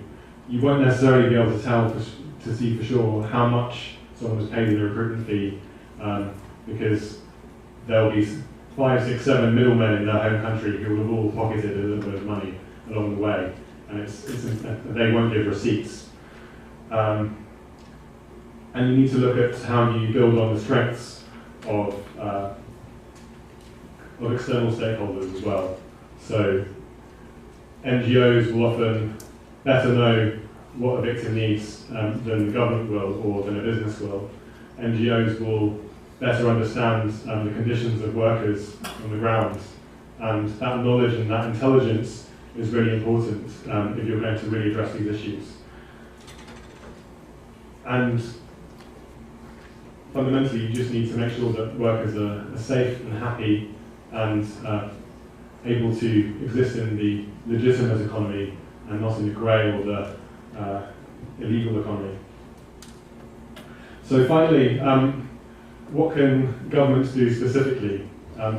So back in September last year, the UK, Australia, Canada, New Zealand and the US launched a set of principles at the UN General Assembly. And I think those principles provide a really good framework for governments to take action. And so briefly those principles are, one, governments should take steps to prevent and address human trafficking in government procurement practices. So making sure that the money that you spend is spent ethically. And that really gives you credibility with businesses as well, because we have all these expectations of companies, but if we don't turn the focus on ourselves, then they can legitimately say, well, you're not walking the walk. Two, you should encourage the private sector to prevent and address human trafficking in supply chains. And conversation with business, two-way conversation with business is really important. You should understand their challenges, the situations that they're working in. You should facilitate dialogue between companies and NGOs, for example, who actually know what's happening on the ground. You should help to facilitate multi-stakeholder initiatives that involve both governments and companies and suppliers. And you should also encourage businesses to look at how they can use their assets to support survivors of modern slavery. So in the UK, we have a few pioneering initiatives like HSBC has introduced a survivor bank account, so that workers who have often been exploited for many years won't have the kind of proof that they need in order to get access to normal banking services, which is crucial to them getting a proper job. And so banks are now thinking about how they can relax their procedures so that victims are able to access those financial services that they need. And we're seeing businesses in the UK looking at how they can provide routes to proper, good, fair employment for workers who've been exploited. So supermarkets offering access to employment. And then, I'm running out of time. I didn't think I'd speak for this long, but it's been quite easy. And then thirdly, governments should look to advance responsible recruitment practices. So stopping the issue of debt bondage, which means that workers are so vulnerable to exploitation. And then finally, governments should think about how they can harmonise legislation and policy, because talking to big businesses who operate all over the globe, they don't want to have to report 3 times in 3 different ways. They just want to get on with the job. And legislation and regulation needs to enable them to do that. So those are just some takeaway things for governments to do. I hope you'll think about them, and I hope you'll help work with us to implement them. And I'm very happy to take questions in the session after this. Thank you. Thank you. Thank you very much for this wonderful presentation. Right now, ladies and gentlemen, we are going to have a short break. The now time is 3:20, and the next session will start in 3:40. So we have now 15 minutes to have a break. Outside, we prepare refreshment for everyone of you, and later I will invite you to come back, and followed by another 2 commentators to feedback this speech. Okay, thank you very much. 我们现在进行中场休息时间，外面有准备简单的餐点，欢迎各位享用。在3点40分的时候，我们再邀请各位回到会场，谢谢大家。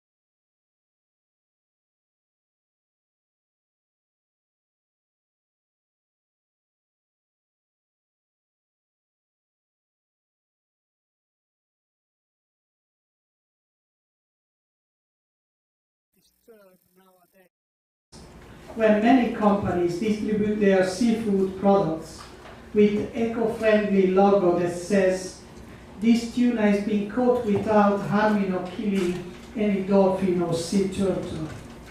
But nothing is said about fishers. I hope and dream that the company one day will be able to sell their seafood products saying this tuna was caught without harming or killing any fishers, because unfortunately this happened once too often. Pope Francis, in his encyclical Laudato Si, invite all of us to respect nature and fish, and I agree with him. However, fishers are more important than fish, and people come before money and profit. Now, while we can say that trafficking and slavery are illegal in every country of the world, we have to recognize that it still happens in many countries. And sometimes government, in a way, tolerate slavery, trafficking, because of the great economic value and benefit that the fishing industry brings to the country. And so if they intervene, the revenue will be less and they might have problems. Now we have been trying to find the causes of trafficking and slavery.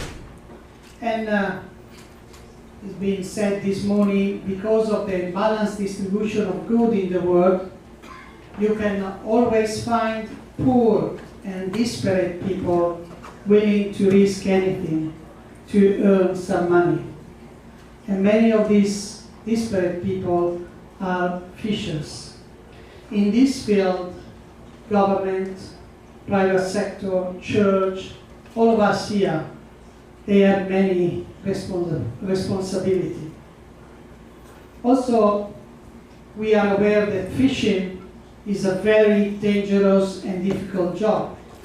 We know it very well. Long hours of work away from the family, little salary. And many people, they don't have any choice, and so they accept this kind of work. Also because in some countries, people do not want to work for the amount of money is being paid. A skipper or a fisherman in Scotland for sure is not going to work for 200 or 300 pounds.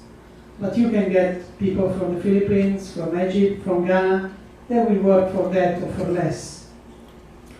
Also, the other problem regarding trafficking and slavery is that the imperative on the industry is to make money, to make more money, to increase the profits. And the fishing vessel owner, the company, how they can make more money. Of course, you cannot save on the fuel of the fishing vessel. You cannot save on the maintenance of the fishing vessel. You cannot save money on the gear, but you can save a lot of money on salary.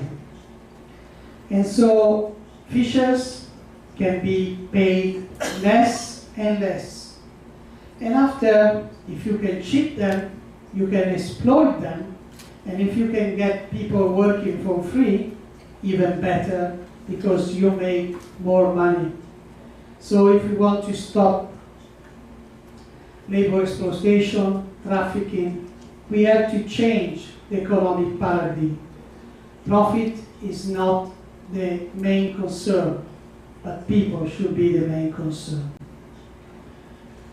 Another cause of trafficking and slavery, as strange it might appear, are the rules and the regulation put in place by the government to prevent trafficking. This rule, they become an incentive for trafficking. Why?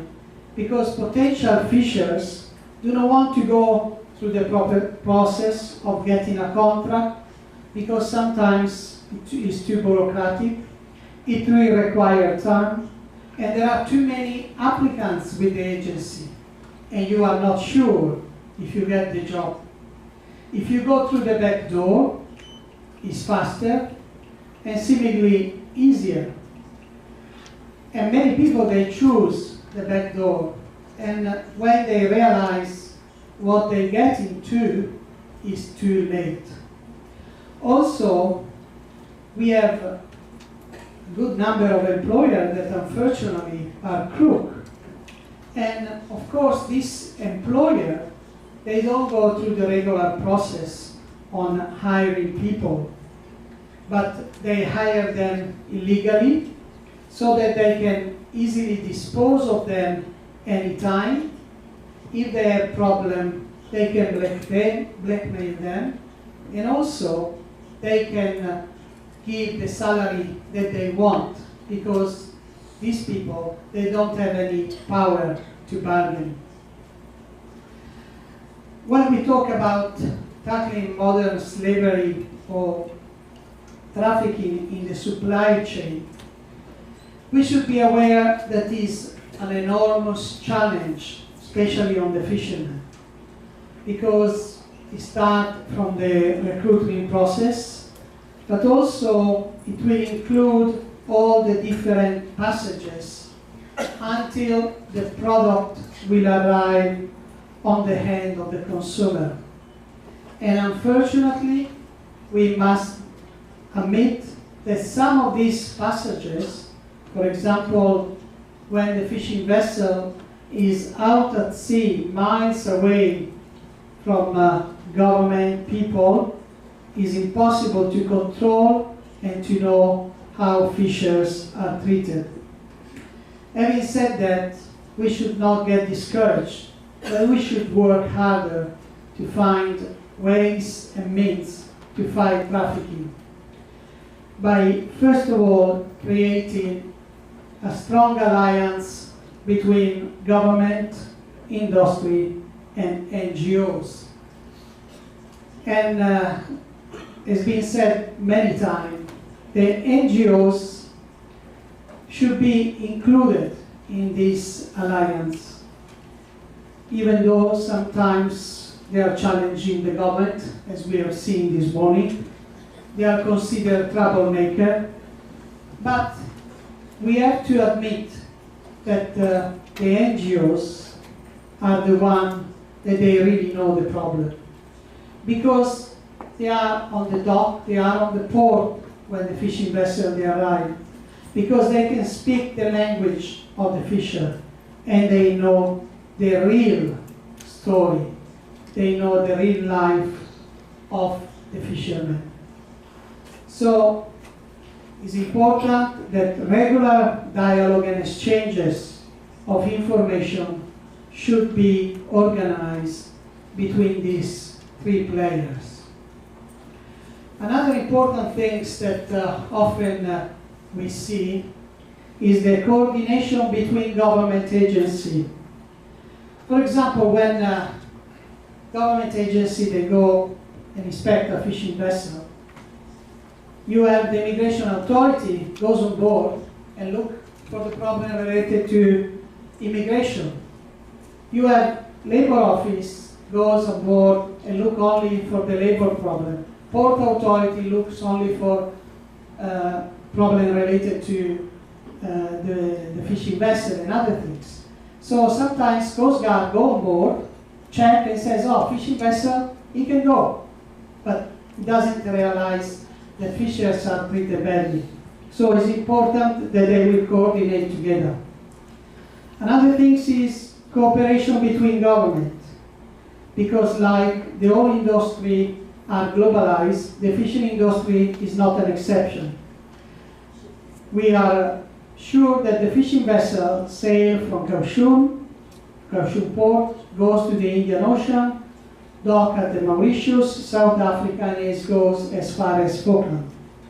It is necessary that contact be established with all the governments of these places, so that inspection should be done, and not only to check for illegal catch, but especially for formal slavery and human trafficking. And I think also this workshop, with all its limitation, could be useful to establish contact with the government to fight and combat trafficking.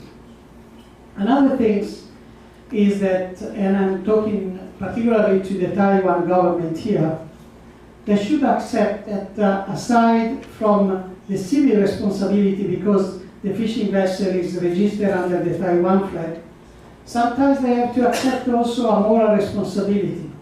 Because sometimes the companies are smart. They register their fishing vessel under a different flag. And when there is, but the ownership is in Taiwan. And when there is a problem, sometimes the Taiwan government says, oh, it's a different flag. But the fishing vessel owner of the company is Taiwanese. So there is a moral responsibility for the government to intervene on this. Another point is we are aware that often fishing companies make huge profit. Sometimes they get fines from the government and they are asked to pay.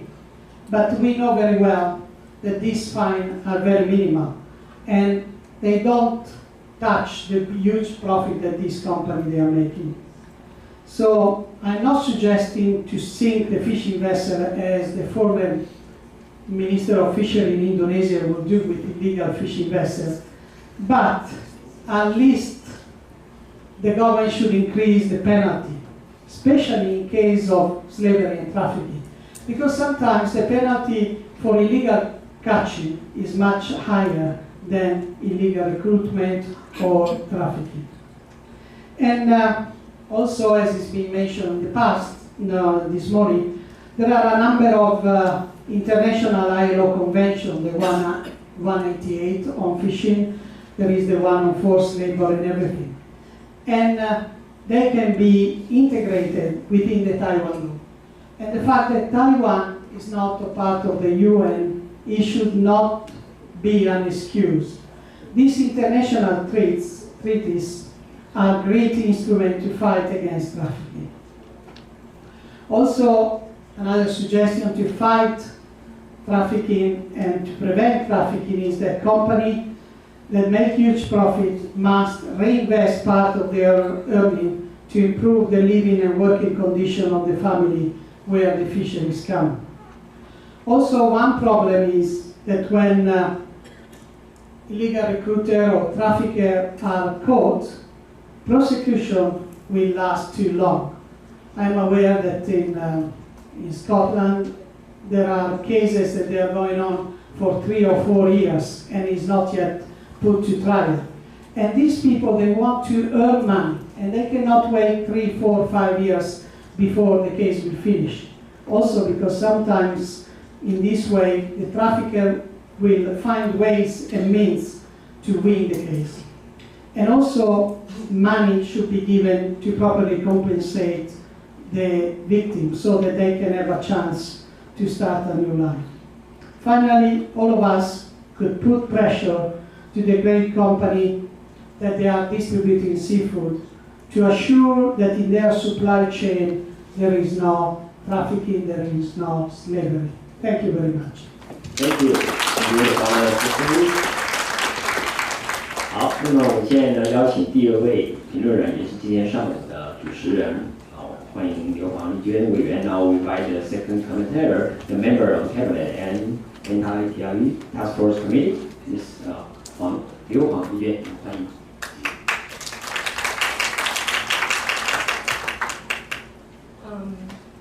那我想，我这个15分钟的时间呢，我就善用，那就使用我自己的官方的语言。我想第一个就是先回应Henny 他的这个报告。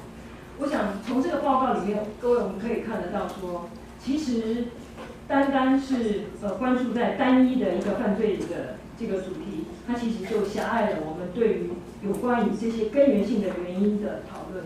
所以我们可以看得到说，其实运用强迫劳动的这种方式去从事犯罪的行为，它其实不单只是单一的一个产品。所以在这个里面，我们可以看得到，他非常能够去善用这样子的我们说的这种一种犯罪的这种手法，然后去创造更多的利润。所以也让我们想到说，人口贩运的犯罪，它其实真的不单只是这些非常过去我们非常狭隘的这些因素，那也会限制我们对于人口贩运的这个想象。那我想这个是 Henry 他的这个报告里面，我觉得是给了我们非常多的一个启发。那我觉得另外一个启发是，台湾的学术界真的需要合作。因为包括我自己，其实我们都是单兵作战。那单兵作战的时候，它其实就不像南非，它这个 Fish Force， 它可以是一个跨学际的，然后呢甚至是包括整个非洲的这些相关国家的一起学者之间共同的这个合作。那我想，这个应该也是未来我们在面对这么复杂的人口贩运，跟尤其是像渔业海上犯罪的。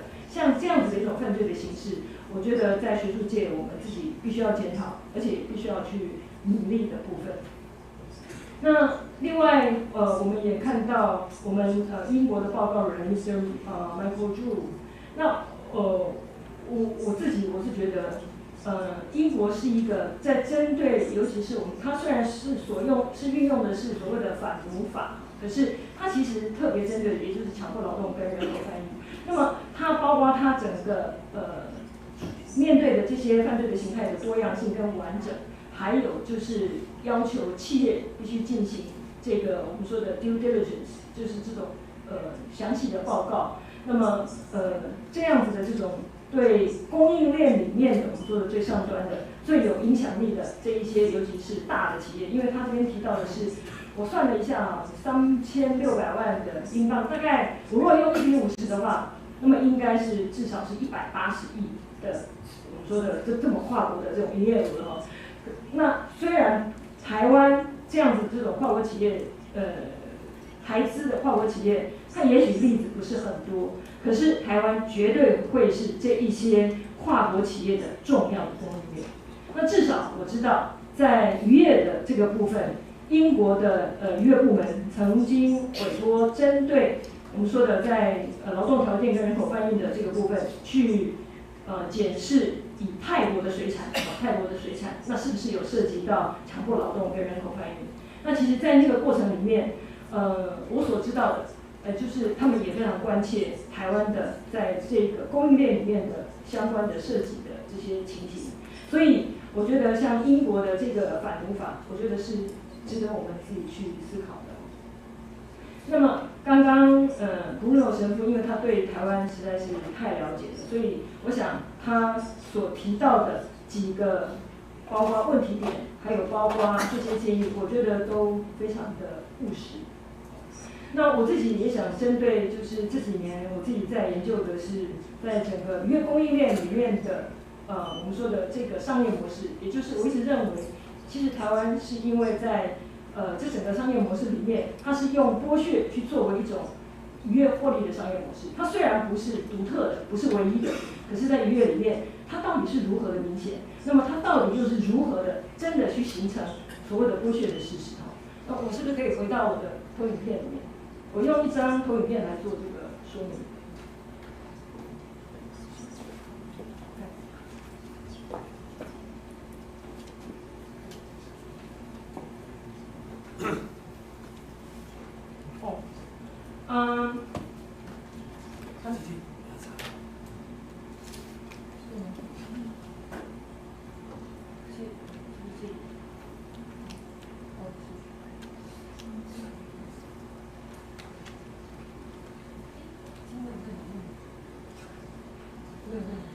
好，没关系。那好，没关系。我想解释一下哈，因为台湾的整个渔业供应链里面，那这个供应链它之所以能够形成，它必须要在巨观的这个部分，我们就是说在巨观的环境的这个部分，它必须要有需求跟供给。那么，然后呢，是在中观，也就是说我们说的在组织跟企业的层次的这个部分，它为了要去迎合这个我们说的巨观的这个环境，就是愉悦发展的这个环境，所以在企业的这个部分，它也会为了去牟利，然后它也去运用一些所有的一些相关的一些策略，去进行我们说的这一些所谓的剥削的手段跟策略。那么在微观的这个部分，因为它涉及到的是不同的国家、不同的地区，包括我们说的东南亚的国家的这些，刚刚今天很多我们都提到，也就是说这些渔工他渴望能够得到更好的一个生活的环境，所以他会考虑接受台湾的这个我们说的这个到远洋渔船去工作的像这样子的一个机会。所以我用一张的投影片那我来跟各位说明一下，也就是过去我们对于工作时间的这个部分，在农业的社会的时候，它其实是因应自然环境。所以当我捕到鱼的时候，因为我是家计型，当我捕到鱼的时候，我觉得什么时候够了我就够了。可是现在的渔业，它因为是在整个工业底下，它是一种大型的工业化的捕捞。那当它大型的工业化的捕捞的时候，工业它必须要透过所谓的纪律跟规训，也就是说 discipline， 它运用严格的纪律去获取、去控制。我们说的控制劳工的行为，因为必须是在雇主的 command、雇主的指挥命令之下工作，所以劳工当你同意接受这个模式的时候，你其实已经让渡了一些自由了。好，这个是我要特别说的。所以过去when time is not money, that's okay, but when time is money, then problem comes。所以当我们现在认为说时间就是金钱，所以我们可以看得到说，在远洋渔业里面，它的因为渔区它的供应的时间，因为它每一天它要去租的这个我们说的捕鱼的天数，那是一个天价，所以它的每一个时间都不可以浪费。所以因为时间是金钱，所以它必须要严格的去控制，务必要在最短的时间之内，它能够捕捞到尽可能的满载。这个就是一个造成剥削的一个非常大的一个问题。那我们不要忘记说 ，time is not only money, but time is also responsibility。也就是说，当你雇主你希望你要运用你的劳工去从事这样子的这种捕捞的行为的时候，其实你要知道，那么你是一个雇主，你其实必须要提供这些受雇者安全的工作环境跟合宜的工作条件。So I would like to emphasize on responsibility。那么，怎么样子能够让移工他能够保护他自己，这是另外一个非常重要的议题。So I'm totally agree with freedom of choice。为什么要让移工，包括我们今天上午提到的家事工？那是因为我们整个所谓的系统性的、结构性的这样子这种规范，把一个劳工他五花大绑，他想要保护他自己，他都没有办法，因为他无法移动。But if you got freedom of choice， so 当你了解你的契约是一个什么样子的一个劳动条件，完全了解的时候，当你了解你可能到一艘远洋渔船，你会面临到什么样子长的工时，你会面临到什么样子的风浪，你会面临到什么样子的孤单、寂寞以及无助的时候，你必须要去考虑你是不是需要这样的一个工作。这个是 freedom of choice， 也就是让劳工他必须要能够很清楚的了解他的状况，然后去做出他的决定，他要不要来到台湾来做这件事情。那么另外一个就是，当我们刚提到的，在巨观的这个结构的这个部分，我们要怎么样去处理？我觉得光是单一一个台湾政府，真的它是不够的，因为它包括到了它是一个多边跟双边的政府之间的治理跟合作，还有管理。So bilateral and multilateral governance and control is necessary. I mean at the macro level. 然后在中观，也就是我们说的在产业界的这个部分，我觉得我们应该去推动的是 ethical recruitment， 也就是有道德的招募，让招募的成本它必须要是一个重要的成本，而且是很贵的成本，让雇主他必须要被迫去思考，我真的要去雇佣外籍劳工吗？只是因为我们现在的政策，还有我们现在整个雇佣渔工的这个模式，它反而是让雇主他可以很弹性的，他可以找到来自各个不同国家的渔工的来源。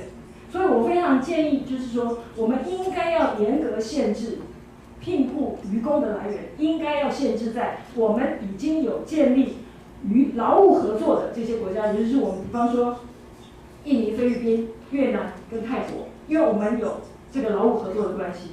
那至于有一些国家，像非洲或者是缅甸或者是孟加拉、南亚的国家，它其实因为有的我们甚至也没有办法设立代表处。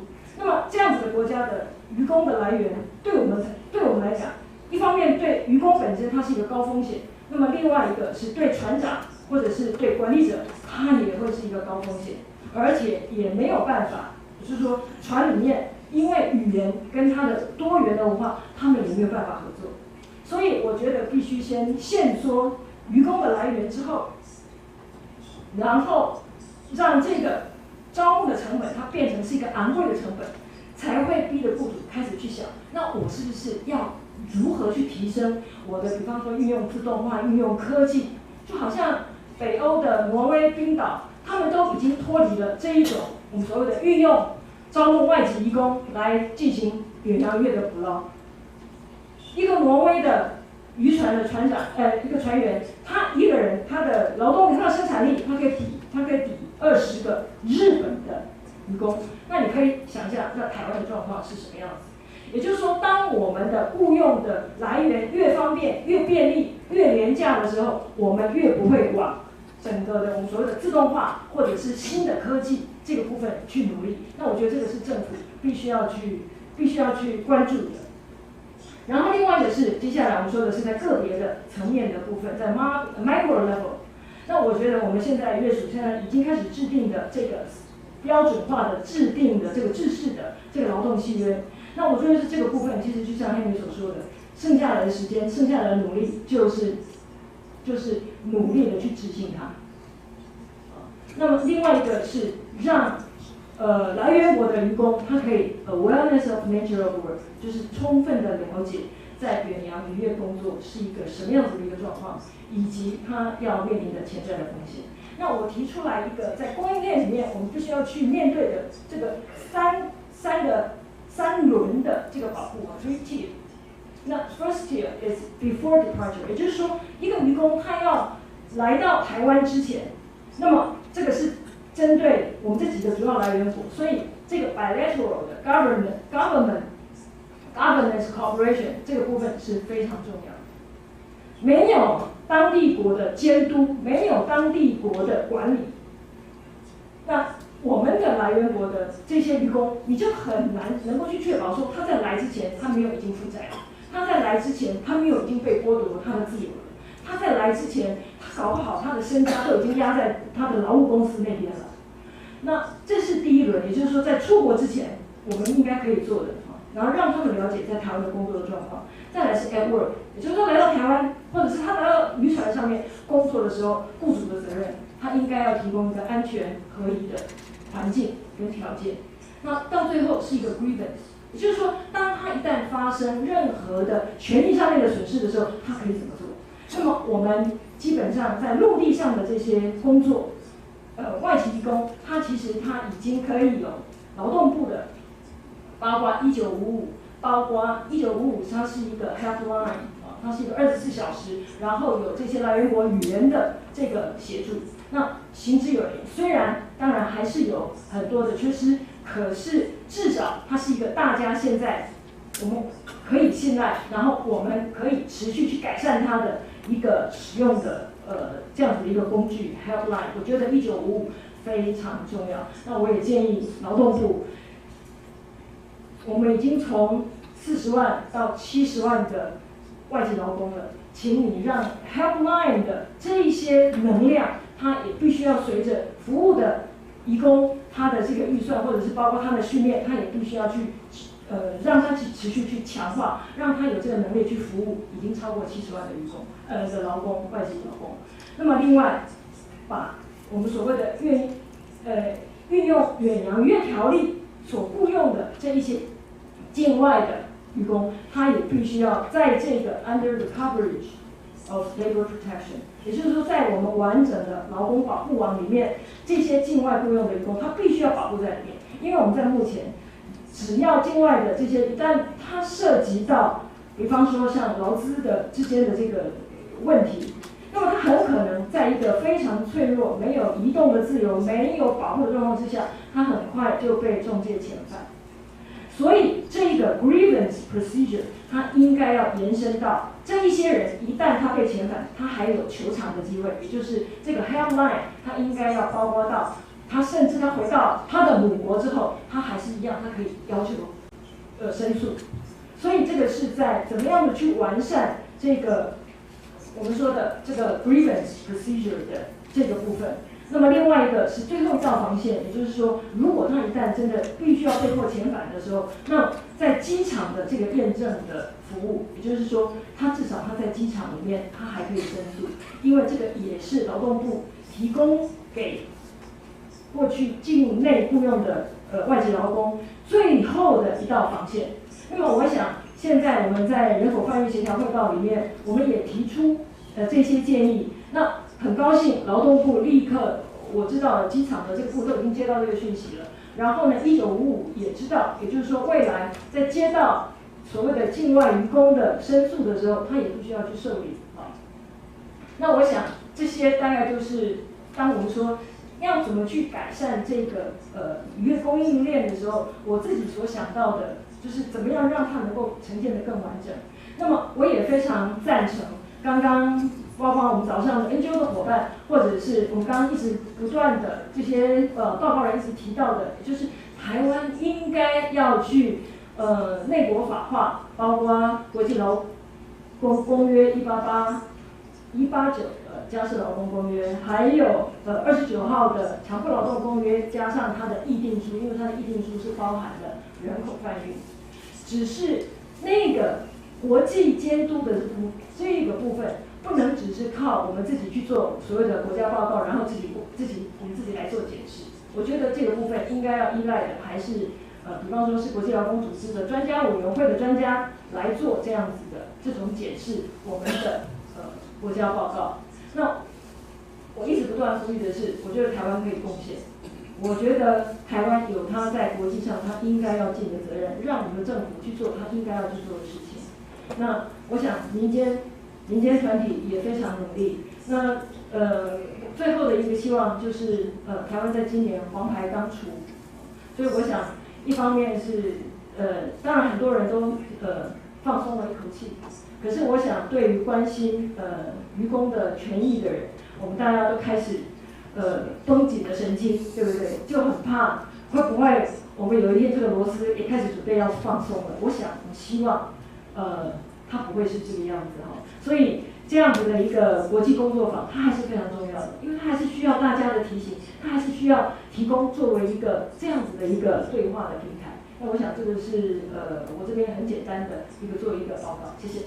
好，谢谢王委员今天接下来我们继续做，那我们就直接可以到舞台上来啊。好，那么我们也请这阶段的主持人，请翁彦斌委员到舞台上我们主持接下来的座谈。And then I would like to invite the speakers on the stage. Welcome Mr. Hans Vanas and Mr. Michael Zhu, please on the stage as well. And Father Bruno Seri join us on the stage as well. 接下来大概有45分钟的时间可以让大家畅所欲言。好，take your time and take your seat, and thank you everyone for staying with us till this hour. And I guess that you were just like me, feel that this afternoon has really worked out well because that inspired us a lot regarding the insufficient measures in Taiwan to protect vulnerable existence and those migrants that are facing difficulties. So maybe I should also echo a bit because when Mr. Drew mentioned this website called Responsible Resourcing Tool, and I picked it up and I found that, yeah, exactly, Taiwan is in this supply chain, in the middle of this supply chain, and we are marked so often by the color of orange, yellow, or means warning, careful, there's a risk of human trafficking, risk of forced labor, etc. So it's so important this international chain to be established in Europe or in Northern America, facing these huge corporations, to give them pressures regarding their branding. And for Taiwan, the branding issue should be the whole island, the whole country, our brand. Taiwan as a brand, can we be responsible in the middle of the supply chain? And if you are looking for a credible partner, us your supplying partners, please come to Taiwan. Can we say that one day?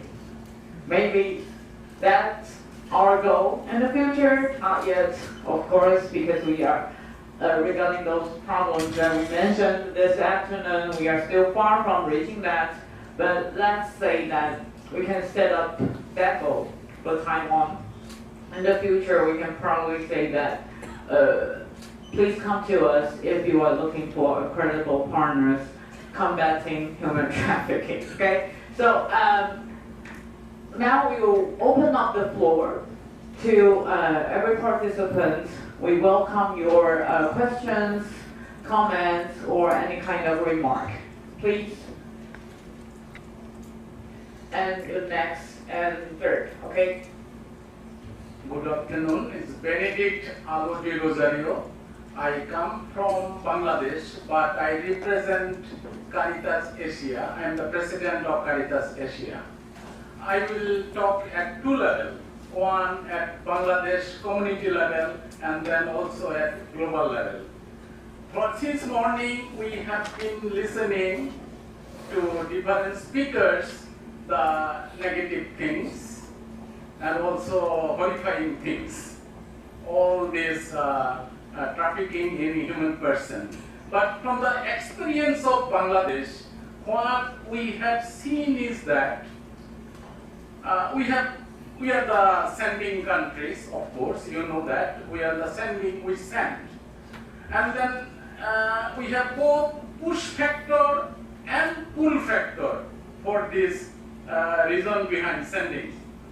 At the community level and at the coastal level, where organizations like Caritas Bangladesh works, we don't use the word trafficking, because as soon as you use the word trafficking, then you divide the community, because there are traffickers. And that's dangerous. What we use is called missing, people missing. People were there, they are not there. Especially young girls, young boys, they are not there. So what we have done is that, and what our analysis show us is that main causes of trafficking is poverty. And poverty is the greatest enemy. We will have to face this enemy by putting or by starting good, sustainable development intervention, including empowerment, microfinance, and many other agriculture and sustainable activities. With that, we have added also element of awareness and education raising to find out why people are missing, where they go, how they go. So when they have economic upliftment, at the same time analysis of the causes that people are missing, in the long run, say we started project early 90s with the support of APSD, Asia Partnership for Human Development. Then project was also followed by Caritas Asia for 15 years. After 15 years, study shows that number of people missing has gone down in the coastal areas, in the poverty-stricken areas. So we are covering now 4 dioceses out of 7 dioceses. So in the places where Caritas Bangladesh and like-minded organizations are working, number of people has gone down. So I think at the community level, if we have a good livelihood project and good empowerment project, we can stop trafficking at that level. This is one thing. Another thing at the global level, I think some people are not human beings. What they have become is kind of a money-making machine.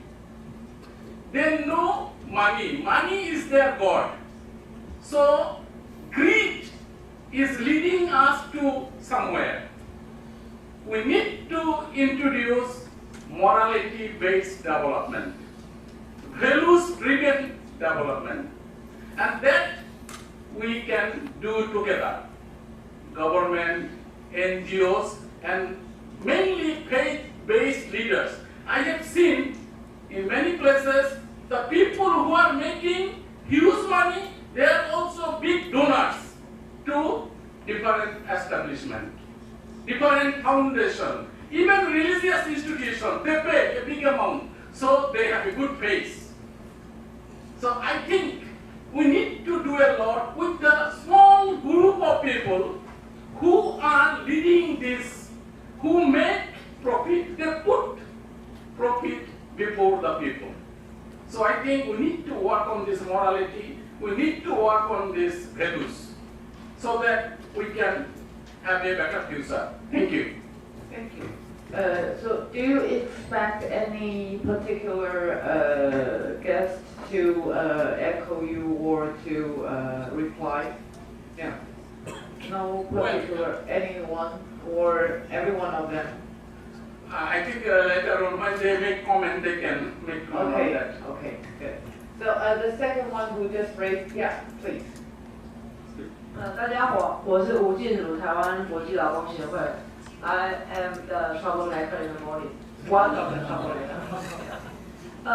我觉得我用中文讲下午的场。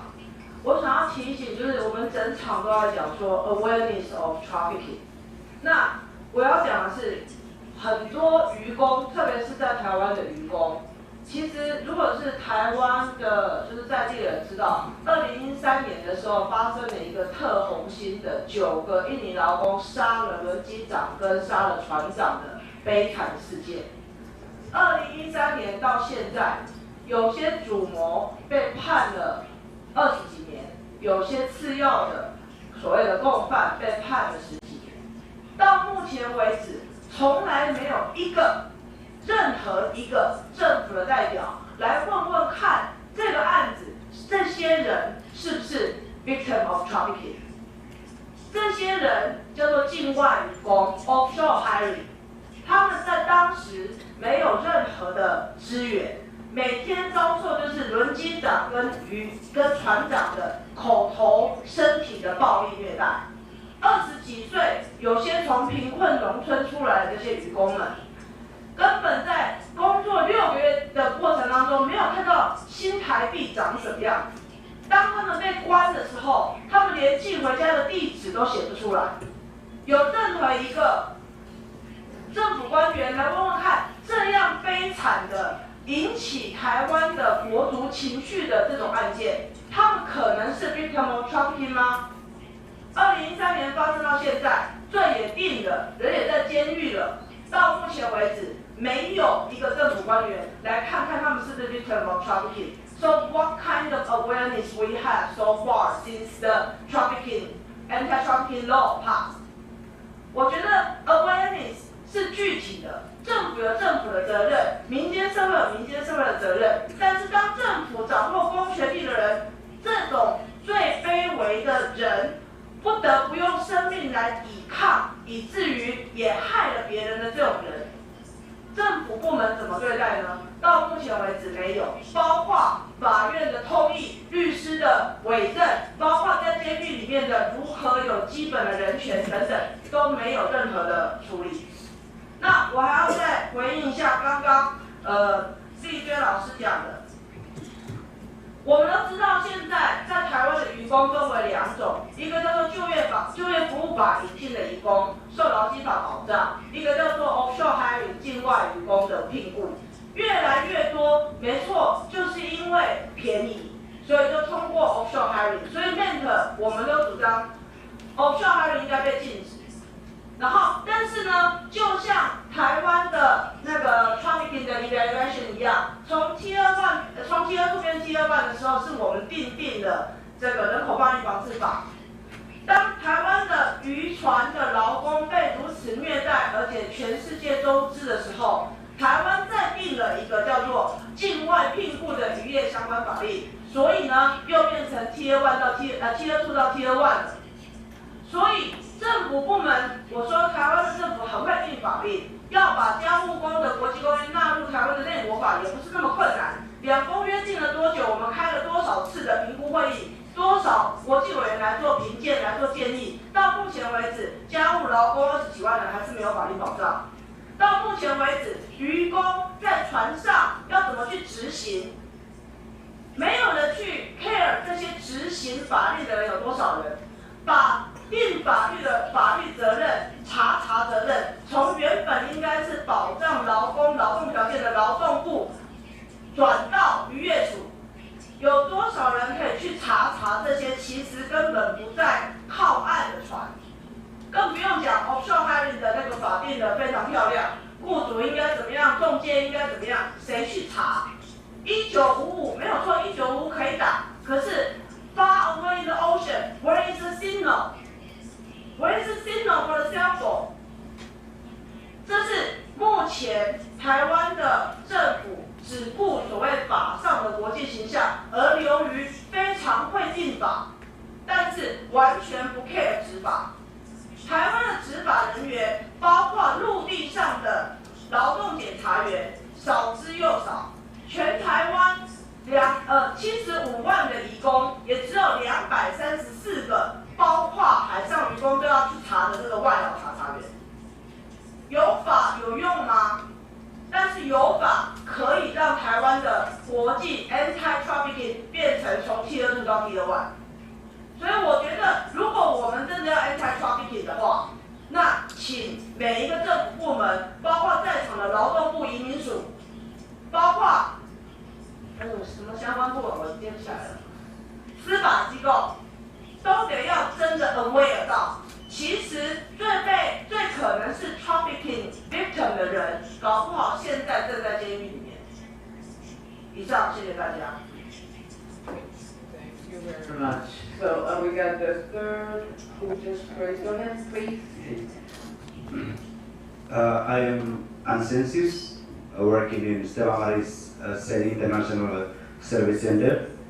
And I'm very grateful that this afternoon we talk about the fishery sector. We conduct several visits in the fishing vessels, especially for the longliners. And I discover several vulnerabilities of the industrial vessels. First, they are mostly non-qualified, coming from rural areas, wherein because of poverty they don't have any opportunity to have education. For that reason, they can easily be manipulated by the agencies in the process of recruitment. This case is really happened for the Indonesians especially. Most of them are elementary and high school graduates. They don't have enough education, that's why most of the time they can be manipulated. They don't even know if they are paid justly or not. The second vulnerability that I discovered is that because of fishing sector is among the most difficult and dangerous job in the distant seas, they often encounter accidents and many are the victims of forced labor, violence and other abuses. They are also vulnerable because they suffer loneliness being far from the land, their families and from different maritime assistance. There was a time when I bring them around in the city, one fisherman told me, "Father, please stop.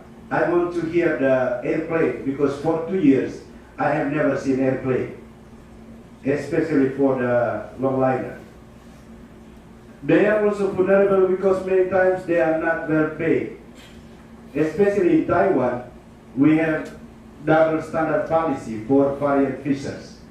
We have what we call sea-based fishers and we have what we call land-based fishers. And the salary are different. Even the law applied to these categories are different. For the land-based, they receive the standard salary as written in the Labor Act. But for the sea-based, they receive every month only $450. Not the $450 with a lot of deductions that are not well explained, especially contract insurance and other deductions that they told us. I do not know how can we give justice to these fishermen. Is there any solution that can be proposed? Thank you. I see 3 hands. Please start again. So 1, 2, 3. Okay. Thank you very much, Juan.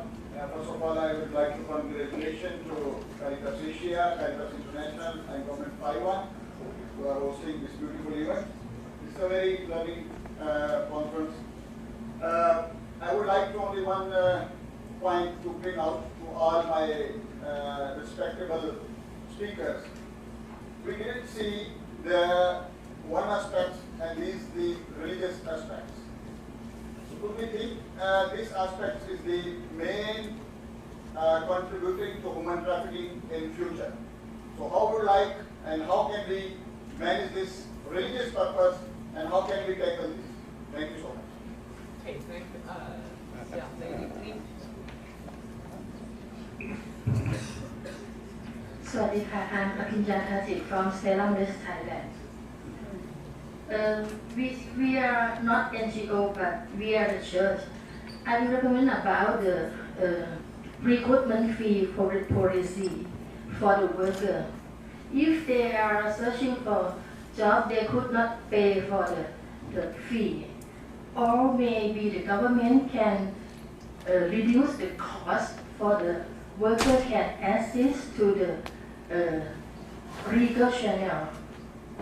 And another thing about the business and the human rights, the company should be looking for into all supply chains and ask all supply chain to have the welfare committee in their fishing vessel or in their processing food product to be voice of the fisher or they have association in their company.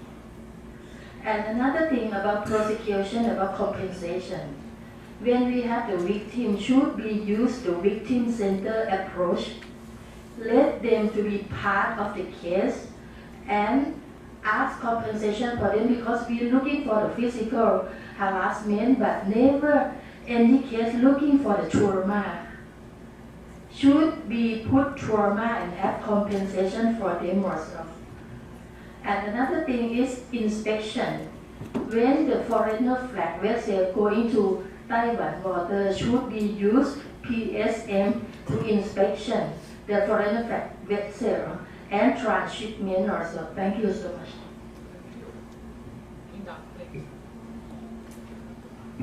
Okay, thanks. Anyone from Serve the People Organization, yeah, so moving to number 2. I have some, thanks for the marvelous speech of the local speakers.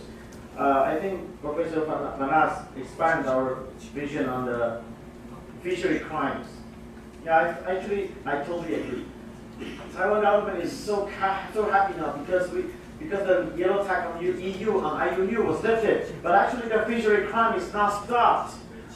And also Taiwan government is also happy because it's already the executive 10th year that we're in this first tier 1 on the TIP report. But everybody knows, everybody on the ground knows it's not like that. And everybody can read, even on their TIP report itself, there are so many paragraphs taking so seriously on the problems in Taiwan. We know what is that. TIP report is a diplomatic and political thing. It doesn't really reflect the real thing. The real thing is in the words. It's not on the tears. I think the government and also the business should really take the NGOs as partners in the dialogues, and also to promote the living and working condition of all the migrant workers in Taiwan. But this is not the fact we are seeing. The fishery agency, as we can see, they really take us, or many of us, like troublemakers. Not to mention the fishing agencies, the employers. Sometimes there was one time in the legislative yuan, they were shouting us like gangsters. They were so angry that for them, we are bullying them because we take the foreign powers to pressure them. But everybody knows it's not the case. It's very ridiculous.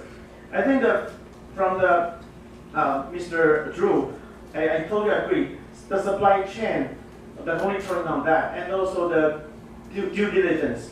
But we know there should be the government to take part inside. It's not only the CSR anymore. CSR is only like a moral thing. But we need a law binding system. So we really need the government to take part in it. So we need the government to respond. So actually the respondent today should be the Ministry of Labor and the Fishery Agency. But they are not here, and I feel very sorry for that. So I really hope the government can take seriously in this problem. For the human trafficking, I want to say another case again that I already mentioned in the morning.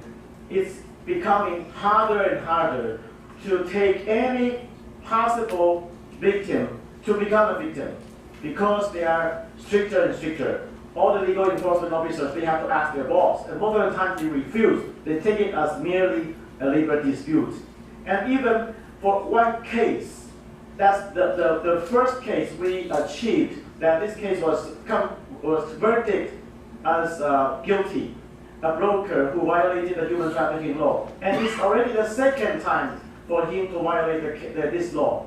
But he only got 5 months sentence. In the law in Taiwan, any sentence below 6 months could be paid. So which means this broker, he will not be jailed for any single day. So how can any brokers or abuser be warned like that? This is the system here in Taiwan. So I totally also agree with what Jin mentioned. The awareness in the government is totally not enough. It's almost non-existent in many agencies, and also all the legal system. So we need the government to take part, and actually they should sit here to reply us today. I know there are some from the Fishery Agency and also MOL. Please respond. Don't be only an audience there. Thanks. Thank you. Due to time limit, we'll just close the floor, and we will invite each of our guests to have 2 or 3 minutes, short reply. So we will start from Professor. Thank you. I will try to be brief. The bad or the light penalties that are imposed on people that break the law. In the Benga's case, the chief accused said that some of the penalties that we imposed on these companies, they saw it as the cost of doing business.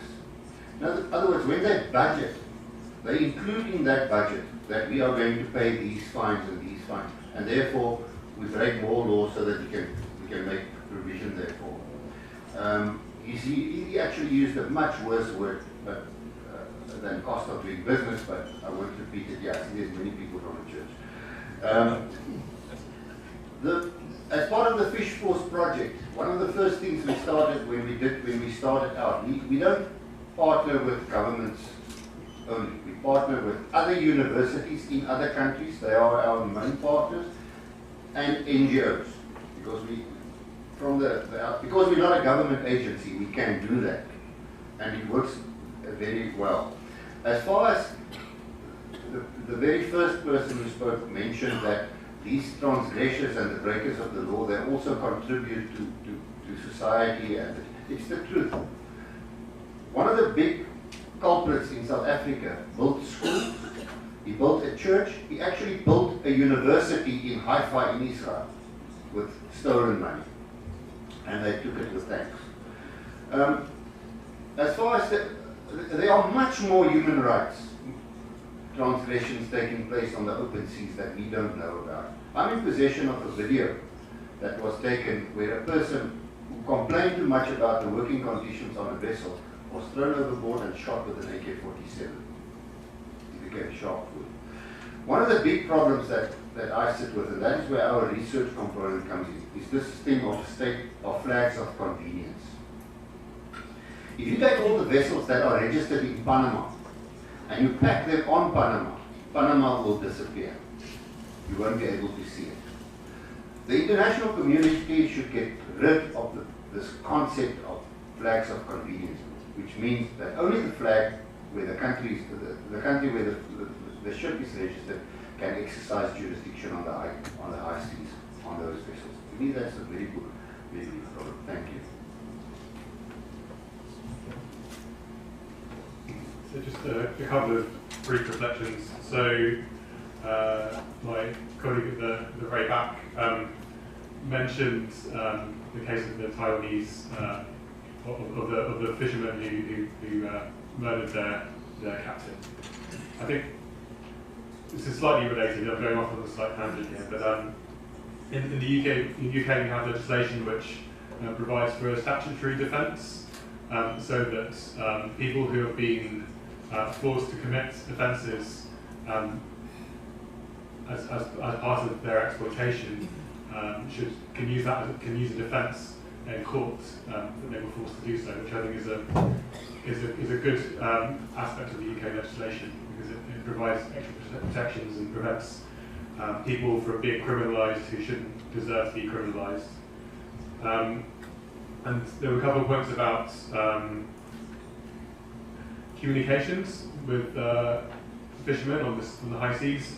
So people being lonely or not being able to contact helplines if they're at risk. I know that in Thailand I think there's a pilot happening where Thai Union are making sure that their vessels are equipped with communications equipment so that people can communicate with the outside world while they're on their ships at sea. So that might be something to look at as a possible solution. Thanks.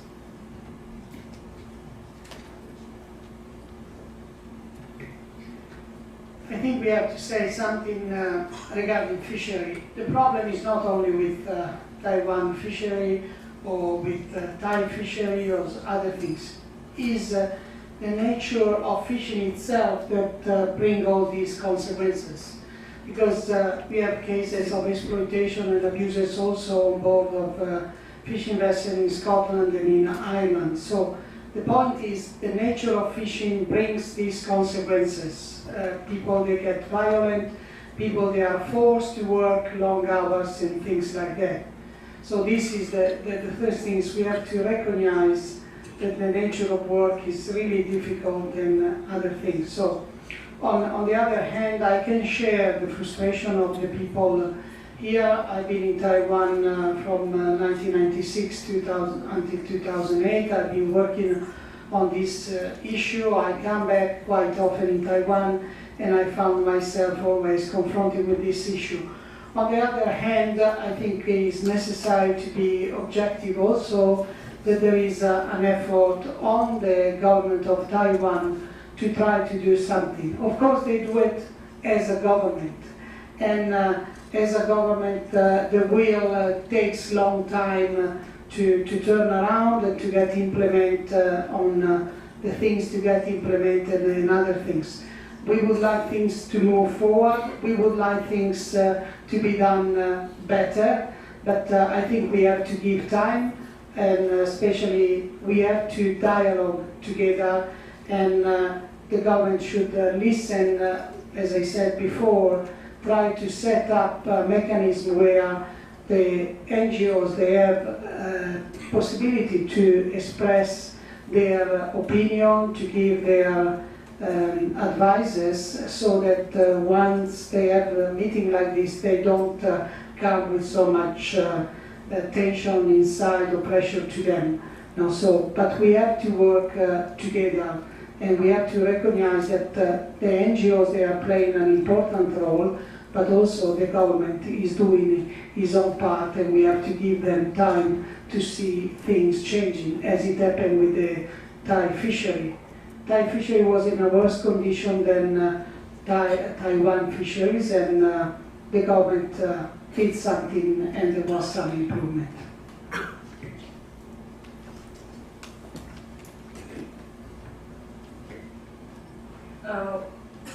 我想要回应就是刚刚静茹有提到，尤其是很多 NGO 所关注的，就是为什么我们没有办法废除境外雇佣的这个制度。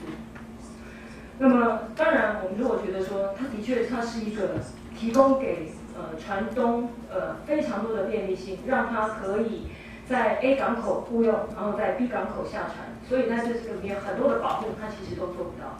可是为什么我们没有办法？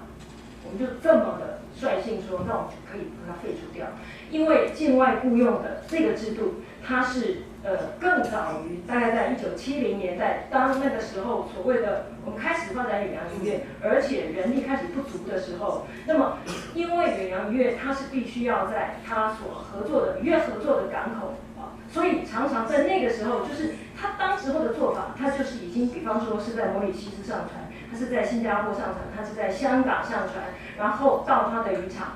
所以过去它的运作的整个的模式，它是这个样子。它不是直接从台湾这个我们高雄或者是东港，然后再出发的。有一些部分的渔船的确是根据它所捕捞的鱼种，可是有其他更多的这些渔船，它都是从这个部分，就是我们刚刚所说的这些港口上船的。所以如果要让所有台湾的远洋渔业都必须要从台湾的渔港上船，然后再到这些渔场，也就是说，我们所有其他的这些来源国的这些渔工，通通都要先经过台湾。那也只有这样子，当我们在谈说，是不是全部都变成是境内雇佣来做管理，这个才有可能。可是以目前我自己在观察，以目前远洋渔业他们的做法。它是一个，我们说的那是一个非常彻底、非常大的改变，而这个改变，如果我们期待它要发生，那么就必须要跟远洋渔业的所有的这些工协会，你必须要去面对他们，他们会告诉你他们怎么样的困难，那怎么样去解决这一些在整个捕捞这个过程，因为必须要从台湾出港。所造成的，包括我们说的所有的机票、所有的成本，因为它的航行、它的油料，所有的这些费用，那这个部分应该要怎么样来处理？我们都希望能够去解决问题，可是有没有办法在这个时候，我们来提出说用所谓的境外雇佣？那我很坦诚的，我很希望，我一直很希望说跟我们 NGO 伙伴做更多的对话，因为我可以理解，就是双方没有办法对话，跟那个愤怒点到底在于哪里哈？那我们从2017年1月，我们开始修远洋渔业3法。那么在这个之前，那么因为台湾因为一连串的这些有关于在海上这个劳动剥削、强迫劳动的这一些案子，那么当然。遭受了非常多的国际跟国内的我们人权团体还有媒体的指责，所以整个远洋渔业的我们说的这些从业，包括船公司或者是工协会的这些人也好，那个士气其实是非常非常低的。就你可以感受到，就是做一个在远洋渔业从事工作的人是非常不光彩的事情。所以我想那个情绪，然后又碰到说。我们一开口就是希望说要废掉境外雇佣，就是那完全就是立刻你就去触及到，就是他最痛的这个部分。所以，我们是不是要先建立彼此之间一个最起码的一个可以沟通的信赖关系？我觉得没有这个信赖关系，那么包括政府部门，包括 NGO， 包括工协会，因为我们毕竟我们需要跟业界对话。可是我们必须要找到能够跟他们对话的议题，先开始，然后先建立了这样子的一个彼此的一个信赖感之后，我们才能够做更深入的对话。那我想很诚挚的邀请大家，就是我们要不要先从比方说不同的渔捞产业他们的工作时间的指引，就是比方说伪延伸调，就 long line 伪延伸调的这个部分，他们的工作时间，它的指引应该是怎么样子？我们来参考国际劳工组织188、欧盟的相关的这些规范，然后再来看它现在实际上的做法。我们要不来接下来我们来做美式委婉，我们再来做尾调跟游调跟秋刀鱼的各种不同的鱼种它的工时，我们来制定一个指引，让所有的人都知道，当他上了这个船的时候，他的工作时间应该怎么样子来规定。我们先从这些务实的，我们来解决这样子的一个问题，帮业界去解决他们很头痛的问题，也解决了我们的担忧。因为过长的工时的确是目前我们现在非常让大家能够非常让大家关切的议题。所以我很珍惜这个对话的机会。那我也希望说包括我们的政府部门，未来还是能够持续像在去年一样，还是能够邀请NGO 团体，那针对一些议题的讨论，那还是能够非常坦诚的，那能够邀请大家能够共同来解决问题。我们用解决问题来作为一个导向。那至于怎么样子彼此去建立这个信任关系，我觉得是大家要先同理对方，先同理对方他的担心，他的处境是什么，然后才能够去找到一个对话的空间。Okay, thank you so much. I have to confess that I deliberately extend the discussion session because I think it's so precious that we sit here together to share our concerns and share our observations from every corner and to try to identify what should be done and what we can still do. So I thank you everyone very much for your participation and we'll see you tomorrow. Thank you. Thank you. Thank you. Welcome all the veterans, especially the panelists on the stage. 谢谢主持人以及4位与谈贵宾，感谢各位。那么也谢谢今天大家的参与非常丰富的讨论，我们都做了一些很重要的记录希望我们将来作为参考。那么在今天的议程呢，我们到这就告一段落了那先在这边说明一下明天的进行。今天是我们第2天的议程，早上9点钟正式开始。Well, the day 2 agenda will begin at 9 a.m. tomorrow morning, so you're welcome back to join the tomorrow session. 那在各位今天离去之前呢，在您使用的耳机，在我们前方的贵宾区的耳机，只要放在桌上就可以了。那么您有用证件去兑换的话呢，那就麻烦您。